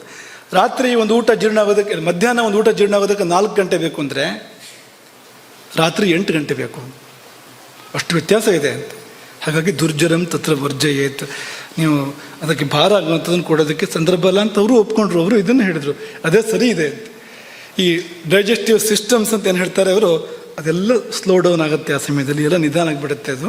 ಹಾಗಾಗಿ ಸರಿ ಇದೆ. ಬೆಳಗಿನ ಜಾವ 4 ಗಂಟೆಗೆ ತಿನ್ನಬಾರ್ದು. ಯಾಕೆ ಅಂದರೆ ಅದು ಇದಕ್ಕೆ ಬೇಕು ಸಮಯ, ಇದನ್ನೇ ಪೂರ್ತಿ ಶುದ್ಧ ಮಾಡೋದಕ್ಕೆ ಸಮಯ ಬೇಕು ಅದಕ್ಕೆ. ಅಷ್ಟೊತ್ತಿಗೆ ಮತ್ತೆ ಒಂದಷ್ಟು ಹೊತ್ತು ಹಾಕಿದರೆ ಅದೇನು ಮಾಡೋದು ಪಾಪ ಜೀರ್ಣಾಂಗಗಳು, ಹೇಗೆ ಕೆಲಸ ಮಾಡೋದು ಅಂತ ಮಾಡಬೇಡಿ ಇದನ್ನು. ಸಾಯಂ ಭುಕ್ತ್ವಾ ಲಘುಹಿತಂ ಅಷ್ಟಾಂಗ, ಇದು ಅಷ್ಟಾಂಗ ಸಂಗ್ರಹ ವಾಗ್ಭಟ್ರಿದ್ದು. ಹಿಂದಿನದು ಭಾವಪ್ರಕಾಶ, ಹಿಂದಿನ ಶ್ಲೋಕ. ಈ ಸಾಯಂ ಭುಕ್ತ್ವಾ ಲಘುಹಿತಂ, ಸಾಯಂ ಭುಕ್ತ್ವಾ ಲಘು ಹಿತಂ, ಲಘುವಾದದನ್ನು ಸೇವನೆ ಮಾಡು, ಹಿತವಾಗಿದ್ದನ್ನು ಸೇವನೆ ಮಾಡು. ಸಮಾಹಿತ ಮನಃ, ಸ್ವಲ್ಪ ಸಮಾಧಾನವಾಗಿರು. ಆ ಹೊತ್ತಲ್ಲಿ ದೂರದರ್ಶನದಲ್ಲಿ ಅದರ ದುರ್ದರ್ಶನ ನೋಡಬೇಡ, ನಿದ್ದೆಗೆ ತೊಂದರೆ ಆಗತ್ತೆ. ಸಮಾಧಾನವಾಗಿರೋಂಥದ್ದನ್ನೇ ನೋಡು, ಕೇಳು, ಮಾತಾಡು. ಊಟದ ನಂತರ ತುಂಬ ಉದ್ವೇಗ ಆಗುವಂಥದ್ದನ್ನು ಮಾಡಬೇಡ ಆ ಸಮಯದಲ್ಲಿ. ನಿದ್ದೆಗಿಂತ ಸ್ವಲ್ಪ ಮುಂಚೆನೇ ಆಂಗ್ಲರು ಅಥವಾ ಪಾಶ್ಚಿಮಾತ್ಯರು ವಿಂಡ್ ಡೌನ್ ಅಂತ ಹೇಳ್ತಾರೆ ಅದನ್ನು. ಸ್ವಲ್ಪ 3/4 ಗಂಟೆ 1 ಗಂಟೆ ಮುಂಚೆಯಿಂದಲೇ ಸಮಾಧಾನಕ್ಕೆ ಬಂತ ಅವರು ಹೇಳೋಕ್ಕೆ ಶುರು ಮಾಡಿದ್ದಾರೆ ಈಗ. ಹಾಗೆ ಸಮಾಹಿತ ಮನಸ್ಕನಾಗು, ಸಮಾಧಾನಗೊಳ್ಳು. ಶುಚಿಹಿ, ಶುದ್ಧನಾಗಿರು. ಶಾಸ್ತಾರ ಮನಸ್ಸಂಸ್ಮೃತ್ಯ, ಭಗವತ್ ಸ್ಮರಣೆ ಮಾಡುವಂಥ ಅರ್ಥ ಇಟ್ಕೊಳ್ಳಿ ಇಲ್ಲಿ. ಅಥ ಸಂವಿಷೇತ್, ಮತ್ತೆ ನಿದ್ದೆಗೆ ಹೋಗು ಎಂಬುದಾಗಿ ಹೇಳ್ತಾರೆ. ಅದು ಈ ಪೂರ್ವರಾತ್ರಿ ಅಂತ ಹೇಳ್ತಾರಲ್ಲ, ಈ ರಾತ್ರಿಯ ಮೊದಲ ಭಾಗ ಅದು ಕಫಕಾಲ. ಅದು ಪ್ರತಿಯೊಂದಕ್ಕೂ ಕಾಲ ಇದೆಯಲ್ಲ. ನಡು ಮಧ್ಯಾಹ್ನ ಅಂದರೆ ಪಿತ್ತಕಾಲ, ಅದು ಆಗ ಊಟ ಮಾಡಬೇಕು. ಸೂರ್ಯ ನೆತ್ತಿಗೆ ಬಂದ ಹೊತ್ತಲ್ಲಿ, ರವಿ ಪಿತ್ತಕಾರಕ ಗ್ರಹ ಅಲ್ವಾ, ಅವನು ನೆತ್ತಿಗೆ ಬರೋ ಹೊತ್ತಿನಲ್ಲಿ ಒಳಗು ಪಿತ್ತಧಾತು ಪೂರ್ಣ ಒಂದು ಉಚ್ಛ್ರಾಯಕ್ಕೆ ಹೋಗ್ತದೆ. ಆಗ ಹಾಕು ಊಟವನ್ನು ಅಂತ, ಊಟ ಆಗ ಮಾಡು ಆ ಸಮಯದಲ್ಲಿ. ಬೆಳಗ್ಗೆ ಮುಂಚೆ ಮಾಡೋದಲ್ಲ, 8-9 ಗಂಟೆಗೆ ಅಲ್ಲ, ಮೇಲೆ ಬರಬೇಕು ಸೂರ್ಯ ಅಂತ, ಪಿತ್ತಕಾಲ ಬರಬೇಕು ಅಂತ. ಹಾಗೆ ಸಾಯಂಕಾಲ ಅದು ಪಿತ್ತಕಾಲ ಅಲ್ಲ, ಅದು ಕಫಕಾಲ. ಅದು ಹಾಗಾಗಿ ಕಡಿಮೆ ಊಟ ಮಾಡು, ಅಷ್ಟು ತಡೆಯೋದಿಲ್ಲ ಅಂತ. ಕಫಕಾಲದಲ್ಲಿ ಅಗ್ನಿ ಸ್ವಲ್ಪ ಮಂದ ಇರಲೇಬೇಕು. ಅದನ್ನು ಏನು ಹೇಳ್ತಾರೋ ಅದನ್ನೇ ಬಹಳ ಮೊದಲು ನಮ್ಮ ಪೂರ್ವಜರು ಹೇಳಿದ್ದಾರೆ ಅಂತ. ಹಾಗಾಗಿ ನಿದ್ದೆ ಆವಾಹನೆಗೊಳ್ಳಬೇಕಾದ್ರೆ ಹೊಟ್ಟೆಯಲ್ಲಿ ಆಹಾರವಿರಬೇಕು, ಅದು ಹೆಚ್ಚು ಆಗಬಾರ್ದು, ಕಡಿಮೆ ಆಗಬಾರ್ದು, ಆ ರೀತಿಯಲ್ಲಿ ಇರಬೇಕು ಅನ್ನೋದು. ಹಸುವಿನ ಹಾಲು ಕುಡಿದ್ರೆ ಒಳ್ಳೆಯದು. ಒಂದು ಸ್ವಲ್ಪ ಮುಂಚೆ ಮಲಗೋಕ್ಕಿಂತ ಒಂದು 1/2-3/4 ಗಂಟೆ ಮುಂಚೆ ಹಸುವಿನ ಹಾಲು ಕುಡಿದ್ರೆ, ಗೋಕ್ಷೀರ, ಅದು ಒಳ್ಳೆ ನಿದ್ದೆ ಕೊಡುತ್ತೆ ಮಾತ್ರ ಅಲ್ಲ, ಒಳ್ಳೆ ಸ್ವಪ್ನಗಳನ್ನು ಕೊಡುತ್ತೆ. ಈ ಎಚ್ಚರದ ಸುಖಕ್ಕಿಂತ ಮೇಲೆ ಸ್ವಪ್ನ ಸುಖ ಇನ್ನೂ ಹೆಚ್ಚು ಆನಂದ ಆಗತ್ತಂತೆ ಸ್ವಪ್ನದಲ್ಲಿ. ನನಸು ಕನಸು ಅಂತ ಹೇಳ್ತಾರಲ್ಲ, ಒಂದು ಕನಸು ನಂದಿದು ಹೆಚ್ಚು ಸುಖ ಇದೆ ಅಲ್ಲಿ ಅಂತ. ಈ ಜಾಗೃತ ಅವಸ್ಥೆಗಿಂತ ಸ್ವಪ್ನಾವಸ್ಥೆಯಲ್ಲಿ ಹೆಚ್ಚು ಸುಖ ಇದೆ. ಅದಕ್ಕಿಂತ ಸುಷುಪ್ತಿಯಲ್ಲಿ, ಗಾಢ ನಿದ್ರೆಯಲ್ಲಿ ಇನ್ನಷ್ಟು ಸುಖ ಇದೆ. ಮತ್ತು ಮೇಲಕ್ಕೆ ತುರಿಯಕ್ಕೆ ಹೋದರೆ ಪರಮ ಸುಖ ಇದೆ ಅಲ್ಲಿ. ತುರಿಯದಲ್ಲಿ ಮುಂದೆ ಹೋದಂತೆ ಹೆಚ್ಚೆಚ್ಚು ಸುಖ ಅಂತ. ಹಾಗಾಗಿ ನಿಮಗೆ ಒಳ್ಳೆ ಸುಖ ಬೇಕು ಅಂದರೆ ಗೋಕ್ಷೀರ ಸೇವನೆ ಮಾಡಿ ಮಲ್ಕೊಳ್ಳಿ. ಮತ್ತು ಎಮ್ಮೆ ಹಾಲು ಅಂತ ಕೇಳಬೇಡಿ. ಎಮ್ಮೆ ಹಾಲು ಅದು ಉಪಯೋಗ ಇಲ್ವಾ ಅಂದರೆ ಉಪಯೋಗ ಇದೆ. ಯಾವಾಗ ಅಂದರೆ ಪೂರ್ತಿ ನೀನು ಅಗ್ನಿ ಕೆಡಿಸ್ಕೊಂಡಾದರೆ, ಪೂರ್ತಿ ನಿದ್ದೆ ಕೆಡಿಸ್ಕೊಂಡಾದ್ಮೇಲೆ, ನಿದ್ದೆ ಹೋಯ್ತು ಅನ್ನೋ ಸಂದರ್ಭ ಬಂತು, ಕಾಯಿಲೆಯಾಗಿ ಬಂತು ಅಂದರೆ ಎಮ್ಮೆ ಹಾಲು ಕುಡಿಯಾಗ ಅಂತ. ಮಾಹಿಷ ಕ್ಷೀರಂ ಸ್ವಪ್ನ ಜನನಾಂ ಶ್ರೇಷ್ಠಂ ಅಂತ ಆಗ ಬಂತು ಚರಕ ಸಂಹಿತೆ. ಹೋಯ್ತು ನಿದ್ರೆ ಅಂದರೆ ತಮಗುಣ ಬೇಕು, ಕಡಿಮೆ ಆಗಿದೆ ಶರೀರದಲ್ಲಿ ಅಂತ ಅರ್ಥ. ಅದಕ್ಕೀಗ ಅಲ್ಲಿ ಅದು ಬೇಕಾದ ತಮಗುಣವೂ ಹೋಗಿದೆ ಅಂತ. ತಮಗುಣ ಎಲ್ಲ ಹಾಳಲ್ಲ, ಬೇಕಾದ ಅಂಶ ಕೂಡ ಹೋಗಿದೆ ಅಂತ. ಮತ್ತೆ ತಗೊಳ್ಳೋಕ್ಕೆ ಏನೇನು ಮಾಡೋಕ್ಕೆ ಸಾಧ್ಯ ಇದೆಲ್ಲ ಮಾಡಬೇಕಾಗತ್ತೆ. ಅದರಲ್ಲಿ ಒಂದು ಇದು ಎಮ್ಮೆ ಹಾಲು ಕುಡಿ ಅಂತ. ಅಥವಾ ಅತ್ಯಗ್ನಿ, ಹೊಟ್ಟೆಗೆ ಹಾಕಿದ್ದೆಲ್ಲ ಸುಟ್ಟು ಬಿಡುತ್ತೆ ಅದು ಅಗ್ನಿ. ಹಾಗಿದೆ ಅಂತ ಅಂದ್ಕೊಳ್ಳಿ ನೀವು. ಊಟ ಮಾಡಿ ಅರ್ಧ ಗಂಟೆಗೆ ಮತ್ತೆ ಹಸಿವು ಅಂತ, ಎಮ್ಮೆ ಹಾಲು ಕುಡಿ ಅಂತ. ಅಲ್ಲಿ ಹಿತಂ ಅತ್ಯಗ್ನಿ ಅನಿದ್ರೇಭ್ಯ, ಅತ್ಯಗ್ನಿ ಇದ್ದಾಗ ಅನಿದ್ರಾ ಆ ಸ್ಥಿತಿ ಇದ್ದಾಗ ಗರಿಯು ಮಾಹಿಷಂ ಹಿಮಂ ಅಂತ ಅಷ್ಟಾಂಗ ಹೃದಯದ ಮಾತು. ಅದು ಅತ್ಯಗ್ನಿ ಅನಿದ್ರಾ ಅಂದರೆ ಕೆಟ್ಟಾಗ ಅದು ಮೈನಸ್ ಜಾಸ್ತಿ ಪ್ಲಸ್ ಆಗ್ತದಲ್ಲ, ಹಾಗೆ ಕೆಟ್ಟಾಗ ಅಂಥದ್ದೇ ಒಂದನ್ನು ಕೊಟ್ಟು ಸರಿ ಮಾಡೋದು ಅದನ್ನು ಅಂತ ಆ ಕಡೆಯಿಂದ ಅಂತ. ಆ ಹಂತಕ್ಕೆ ಅದು ಬೇಕು. ಕಾಲ ಹೇಗಿದೆ ಅಂದರೆ ಹೋಳಿಗೆಗೆ ಎಮ್ಮೆ ತುಪ್ಪವೇ ಬೇಕು, ಅದರಲ್ಲೂ ಅದು ಗಟ್ಟಿ ಇರಬೇಕು. ಹೊಟ್ಟೆ ಹಾಳಾಗೋದಕ್ಕೆ ಇದರಂಥ ಒಳ್ಳೆಯ ಔಷಧ ಬೇರೆ ಯಾವುದೂ ಇಲ್ಲ. ಸರ್ವನಾಶ ಆಗಬೇಕು ಅಗ್ನಿ ಅಂದರೆ ಇದನ್ನು ಮಾಡಿ. ಈಗ ಗೋವಿನ ತುಪ್ಪ ಆದರೂ ಗಟ್ಟಿ ಇದ್ರೆ ಒಳ್ಳೆಯದಲ್ಲ, ಅದು ಕರಗಿರಬೇಕು ಸೇವನೆ ಮಾಡಬೇಕಾದ್ರೆ. ಹೀಗಿರುವಾಗ ಎಮ್ಮೆ ತುಪ್ಪನ ಗಟ್ಟಿ ಇಟ್ಕೊಂಡು ತಿಂದರೆ, ಗಟ್ಟಿ ಅಂದರೆ ಗಟ್ಟಿ ಅಂತ ಕಲ್ಲಿನಾಗಿರ್ಬೇಕು ಅಂತ ಹಾಗೆ ತಿಂದರೆ ಯಾತಕ್ಕೆ ಬರಬೇಕು ಅದು ಒಂದು. ಇದೆಲ್ಲ ಬುದ್ಧಿ ಕೆಟ್ಟು ಬಂದಿರತಕ್ಕಂಥ ಪದ್ಧತಿಗಳು ಹೊರತು ಸರಿಯಾದ ಕ್ರಮಗಳಲ್ಲ ಅದು ಅಂತ. ಹಾಗೆ ಇನ್ನಷ್ಟು ವಿಷಯಗಳಿದೆ, ಸಮಯದ ಮಿತಿ ಇರೋದ್ರಿಂದ ನಾವು ಹೆಚ್ಚು ಇದನ್ನು ಮುಂದುವರಿಸೋದಿಲ್ಲ. ಒಂದು ಚಿಕ್ಕ ಮಾಹಿತಿ ಜೊತೆಗೆ ಇದನ್ನು ಮುಕ್ತಾಯ ಮಾಡ್ತೇವೆ. ಊಟ ಮುಗಿದ ನಂತರ ಜೀರ್ಣ ಆಗುವ ಅವಧಿ ಇದೆಯಲ್ಲ, ಅದನ್ನು 3 ಭಾಗ ಮಾಡಬೇಕು. ಉಂಡ ನಂತರ ಜೀರ್ಣ ಆಗಲಿಕ್ಕೆ ಬೇಕಾಗುವಂಥ ಸಮಯ ಅದನ್ನು 3 ಭಾಗ ಮಾಡಬೇಕು. ಸುಮಾರು 4 ಗಂಟೆಗಳು ಅಂತ ಲೆಕ್ಕ. ಕೆಲವರಿಗೆ ಜಾಸ್ತಿ ಇರ್ಬೋದು, ಕೆಲವರಿಗೆ ಕಡಿಮೆನೂ ಇರ್ಬೋದು. ಸುಮಾರು 4 ಗಂಟೆಗಳು, 4 ರಿಂದ 5 ಗಂಟೆ ವ್ಯಕ್ತಿಯ ಮೇಲೆ ಅವಲಂಬಿತ ಇದು. ಈ 4 ಗಂಟೆ ಅಂತ ಅಂದ್ಕೊಂಡ್ರೆ ಅದನ್ನು 3 ಭಾಗ ಮಾಡಿದರೆ ಎಷ್ಟೆಷ್ಟು ಬಂತು? 1 ಗಂಟೆ 20 ನಿಮಿಷ, 1 ಗಂಟೆ 20 ನಿಮಿಷ, 1 ಗಂಟೆ 20 ನಿಮಿಷ ಬಂತಲ್ವಾ? 3 ಭಾಗ ಮಾಡಿದರೆ ಆ ಮೊದಲನೇ ಭಾಗ ಕಫಕಾಲ ಅಂತ ಹೆಸರು ಅದಕ್ಕೆ. ಕಫಧಾತು ಆಳುವಂಥ ಕಾಲ ಅದು, ಜೀರ್ಣ ಮಾಡುವ ಸಂದರ್ಭದಲ್ಲಿ, ಆಹಾರವನ್ನು ಜೀರ್ಣ ಮಾಡುವ ಸಂದರ್ಭದಲ್ಲಿ. ಎರಡನೇ ಕಾಲ ಪಿತ್ತಕಾಲ ಅಂತ, ಪಿತ್ತಕಾಲ ಅಂತ. ಮೂರನೇ ಕಾಲ ವಾತಕಾಲ. ಮೊದಲನೇ 1 ಗಂಟೆ 20 ನಿಮಿಷ ಕಫದ ಕಾಲ, ಎರಡನೇ 1 ಗಂಟೆ 20 ನಿಮಿಷ ಪಿತ್ತದ ಕಾಲ, ಮೂರನೇ 1 ಗಂಟೆ 20 ನಿಮಿಷ ವಾತದ ಕಾಲ. ಊಟ ಆಗಿ ಕಫದ ಕಾಲದಲ್ಲಿ ನಿದ್ದೆ ಮಾಡಿದರೆ ಒಳ್ಳೆ ನಿದ್ದೆ, ಪಿತ್ತದ ಕಾಲದಲ್ಲಿ ನಿದ್ದೆ ಮಾಡಿದರೆ ಕನಸು ನಿದ್ದೆ, ವಾತದ ಕಾಲದಲ್ಲಿ ನಿದ್ದೆ ಮಾಡಿದರೆ ಅದು ನಿದ್ದೆ ಅಲ್ಲ, ಅದು ಅಂಥ ನಿದ್ದೆ, ನಿಜವಾದ ವಿಶ್ರಾಂತಿ ಸಿಕ್ಕೋದಿಲ್ಲ ಅಂತ. ಅಂದರೆ ಊಟ ಆಗಿ 1-1.5 ಗಂಟೆ ಒಳಗಡೆಗೆ ನೀವು ಮಲಗೋದಾದರೆ ಊಟ ಆಗಿ ಅದು ನಿಜವಾದ ನಿದ್ದೆಯನ್ನು ಕೊಡಬಲ್ಲದು ಅದು. ಆಮೇಲೆ 1-1.5 ಗಂಟೆ ಸಮಯ ಏನಿದೆ ಮುಂದಿಂದು ಸ್ವಲ್ಪ ನಿದ್ದೆ ತೆಳುವಾಗ್ತದೆ ಅಂತ, ಕನಸು ನಿದ್ದೆ ಅಂತ. ಮುಂದಿನ 1-1.5 ಗಂಟೆ ಇದೆಯಲ್ಲ ಅದು ವಿಶ್ರಾಂತಿ ಅಲ್ಲ ಎನ್ನುವಂಥ ನಿದ್ದೆ ಅಂತ. ಹಾಗಾಗಿ ಊಟ ಆಗಿ ಅಷ್ಟು ಕಾಲ ಬಿಡಬಾರ್ದು ಅಂತ, ತುಂಬ ಕಾಲ ಬಿಡಬಾರ್ದು. ಕೂಡಲೂ ಮಲಗಬಾರ್ದು. ಊಟ ಆದ ಕೂಡಲೇ ಮಲಗಿದ್ರೆ ಬೇರೆ ಬೇರೆ ಫಲಗಳನ್ನ ಹೇಳಿದ್ದಾರೆ. ತತ್ಕ್ಷಣ ಮಲಗೋದಕ್ಕೆ ದುಷ್ಫಲಗಳನ್ನ ಹೇಳಿದ್ದಾರೆ, ತತ್ಕ್ಷಣ ಮಲಗುವಂಥದ್ದಲ್ಲ. ಆದರೆ ಸ್ವಲ್ಪ ಸಮಯ ಬಿಟ್ಟು ಮಲಗಬೇಕು. ಎಷ್ಟು ಸಮಯ ಅಂದರೆ ಈ ಕಫಕಾಲದ ಕೊನೆ ಭಾಗ ಕಫ ವೃದ್ಧಿ ಅಂತ ಹೇಳ್ತಾರೆ ಅವರು. ಅಂದರೆ ನೀವು ಈ ಮಲಗುವಿಕೆ ಅನ್ನೋದು ಕೂಡ ಒಂದು ಕಫದ ಒಂದು ಕೃತ್ಯವಾಗಿದೆ. ನಿದ್ದೆ ಮಾಡೋದೊಂದು ಕಫದ ಕೃತ್ಯವಾಗಿದೆ. ನೀವು ಆ ಹೊತ್ತಲ್ಲಿ ಮಲಗಿದರೆ ಕಫ ವೃದ್ಧಿ, ಕಫಕಾಲಿನ ಇನ್ನೊಂಚೂರು ಮುಂದಕ್ಕೆ ಹೋಗುತ್ತೆ, ಇನ್ನೊಂಚೂರು ಹೆಚ್ಚಾಗುತ್ತೆ ಅದು ಅಂತ. ಹಾಗೆ ಮಾಡ್ಕೊಂಡು ಮಲಗಬೇಕು ಅನ್ನೋದು ಇದರ ವಿಧಿ. ಸುಮಾರು 1-1.5 ಗಂಟೆ ಸಮಯ ಊಟ ಆಗಿ 1-1.5 ಗಂಟೆ ಅಂದರೆ ನಿಮ್ಮ ಸಮಯ ಅಂದಾಜು ಮಾಡ್ಕೊಳ್ಳಿ, ನಿಮ್ಗೆ ಎಷ್ಟು ಬೇಕಾಗ್ಬೋದು ಅಂತ ಅಂದಾಜು ಮಾಡ್ಕೊಳ್ಳಿ. ಅದರ ಅದರ 3ನೇ ಒಂದು ಭಾಗದ ಅವಧಿಯಲ್ಲಿ ನಿದ್ದೆ ಮಾಡಿದಾಗ ಒಳ್ಳೆ ನಿದ್ದೆ ಬರೋಕ್ಕೆ ಸಾಧ್ಯ. ಹೀಗೆ ಮಾಡಿದಾಗ ಆಗೋದೇನೆಂದರೆ ಅಗ್ನಿದೀಪ್ತಿ, ರುದ್ರ ಎದ್ದು ಬರ್ತಾನೆ ಆಗ ಅಂತ. ನೀವೇನು ಕೊಟ್ಟರು ಆಹಾರ ಜೀರ್ಣ ಆಗ್ತದೆ ಅಂತ. ಚೂರು ಹೆಚ್ಚು ಕಡಿಮೆ ಆದರೂ ಆಹಾರ ಹೇಳಿದಂತೆ ಮಾಡೋಕ್ಕಾಗಿಲ್ಲ, ಸ್ವಲ್ಪ ವ್ಯತ್ಯಾಸ ಆಯಿತು. ನೆಂಟರ ಮನೆಗೆ ಹೋಗಿದ್ದೆ, ಇನ್ನೆಲ್ಲೋ ಹೋಗಿದ್ದೆ ಅಂದರೂ ಅದನ್ನು ಸರಿ ಮಾಡೋ ಶಕ್ತಿ ಅಗ್ನಿಗೆ ಬರುತ್ತೆ. ಆ ದೋಷವನ್ನು ಸುಡುವ ಶಕ್ತಿ ಅಗ್ನಿಗಿದೆ.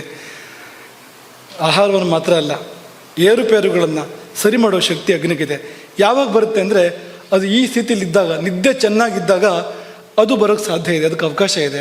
ಅದು ಬಂದಾಗ ಆರೋಗ್ಯ ಎಷ್ಟೋ ಸುಧಾರಿಸ್ಬೋದು. ಮಾತ್ರ ಅಲ್ಲ, ದೋಷಗಳನ್ನೆಲ್ಲ ಕಳ್ಕೊಂಡು ಶುದ್ಧಾತ್ಮನಾಗಿ ಮುಕ್ತಿಯ ಕಡೆಗೆ ಹೋಗೋದಕ್ಕೂ ಕೂಡ ಸಾಧನೆಗಳನ್ನ ಒಬ್ಬ ಸಾಧಕನಾದರೆ ಅವನು ಸಾಧನೆ ಮಾಡೋದಕ್ಕೂ ಕೂಡ ತುಂಬ ಅನುಕೂಲಗಳು ಏರ್ಪಡ್ತವೆ. ಒಬ್ಬ ಒಳ್ಳೆ ಸಾಧಕ ಅಂದರೆ ಅವನಿಗೆ ನಿದ್ದೆ ಒಳ್ಳೆದು, ಸರಿಯಾದ ನಿದ್ದೆ ಬೇಕು. ಸಕಾಲದ ನಿದ್ದೆ, ವ್ಯವಸ್ಥಿತ ನಿದ್ದೆ ಇಲ್ಲದೆ ಇದ್ದರೆ ಅವನು ಏನೂ ಸಾಧನೆ ಮಾಡೋಕ್ಕೆ ಸಾಧ್ಯ ಇಲ್ಲ. ಯೋಗ ಸಾಧಕನಿಗೂ ಅತ್ಯವಶ್ಯ ಅನಿವಾರ್ಯವಾಗಿ ಬೇಕಾಗ್ತಕ್ಕಂಥದ್ದು ಈ ನಿದ್ದೆ ಎನ್ನುವಂಥದ್ದು. ಅದೇ ಯೋಗ ಸಾಧನೆಯೂ ಆಗ್ಬಿಡ್ಬೋದು ಹದವರಿತು ಮಾಡಿದಾಗ. ಹಾಗಾಗಿ ರಾತ್ರಿ ಹೊತ್ತಲ್ಲಿ ಸಿದ್ಧ ಯೋಗಿನಿಯನ್ನು ಕರೆಯೋಣ. ಕರೆಯೋದೇನು ಬರ್ತಾಳೆ, ಅವಳು ಬಂದೇ ಬರ್ತಾಳೆ. ಬಾಗಿಲು ತೆರೆಯೋಣ.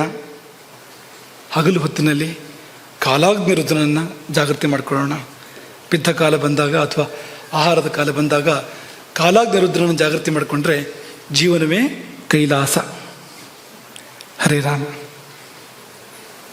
गोकर्ण मंडलाधीश्वर श्रीमद जगत शंकराचार्य श्रीमद राघवेश्वर भारती स्वामी महाराज की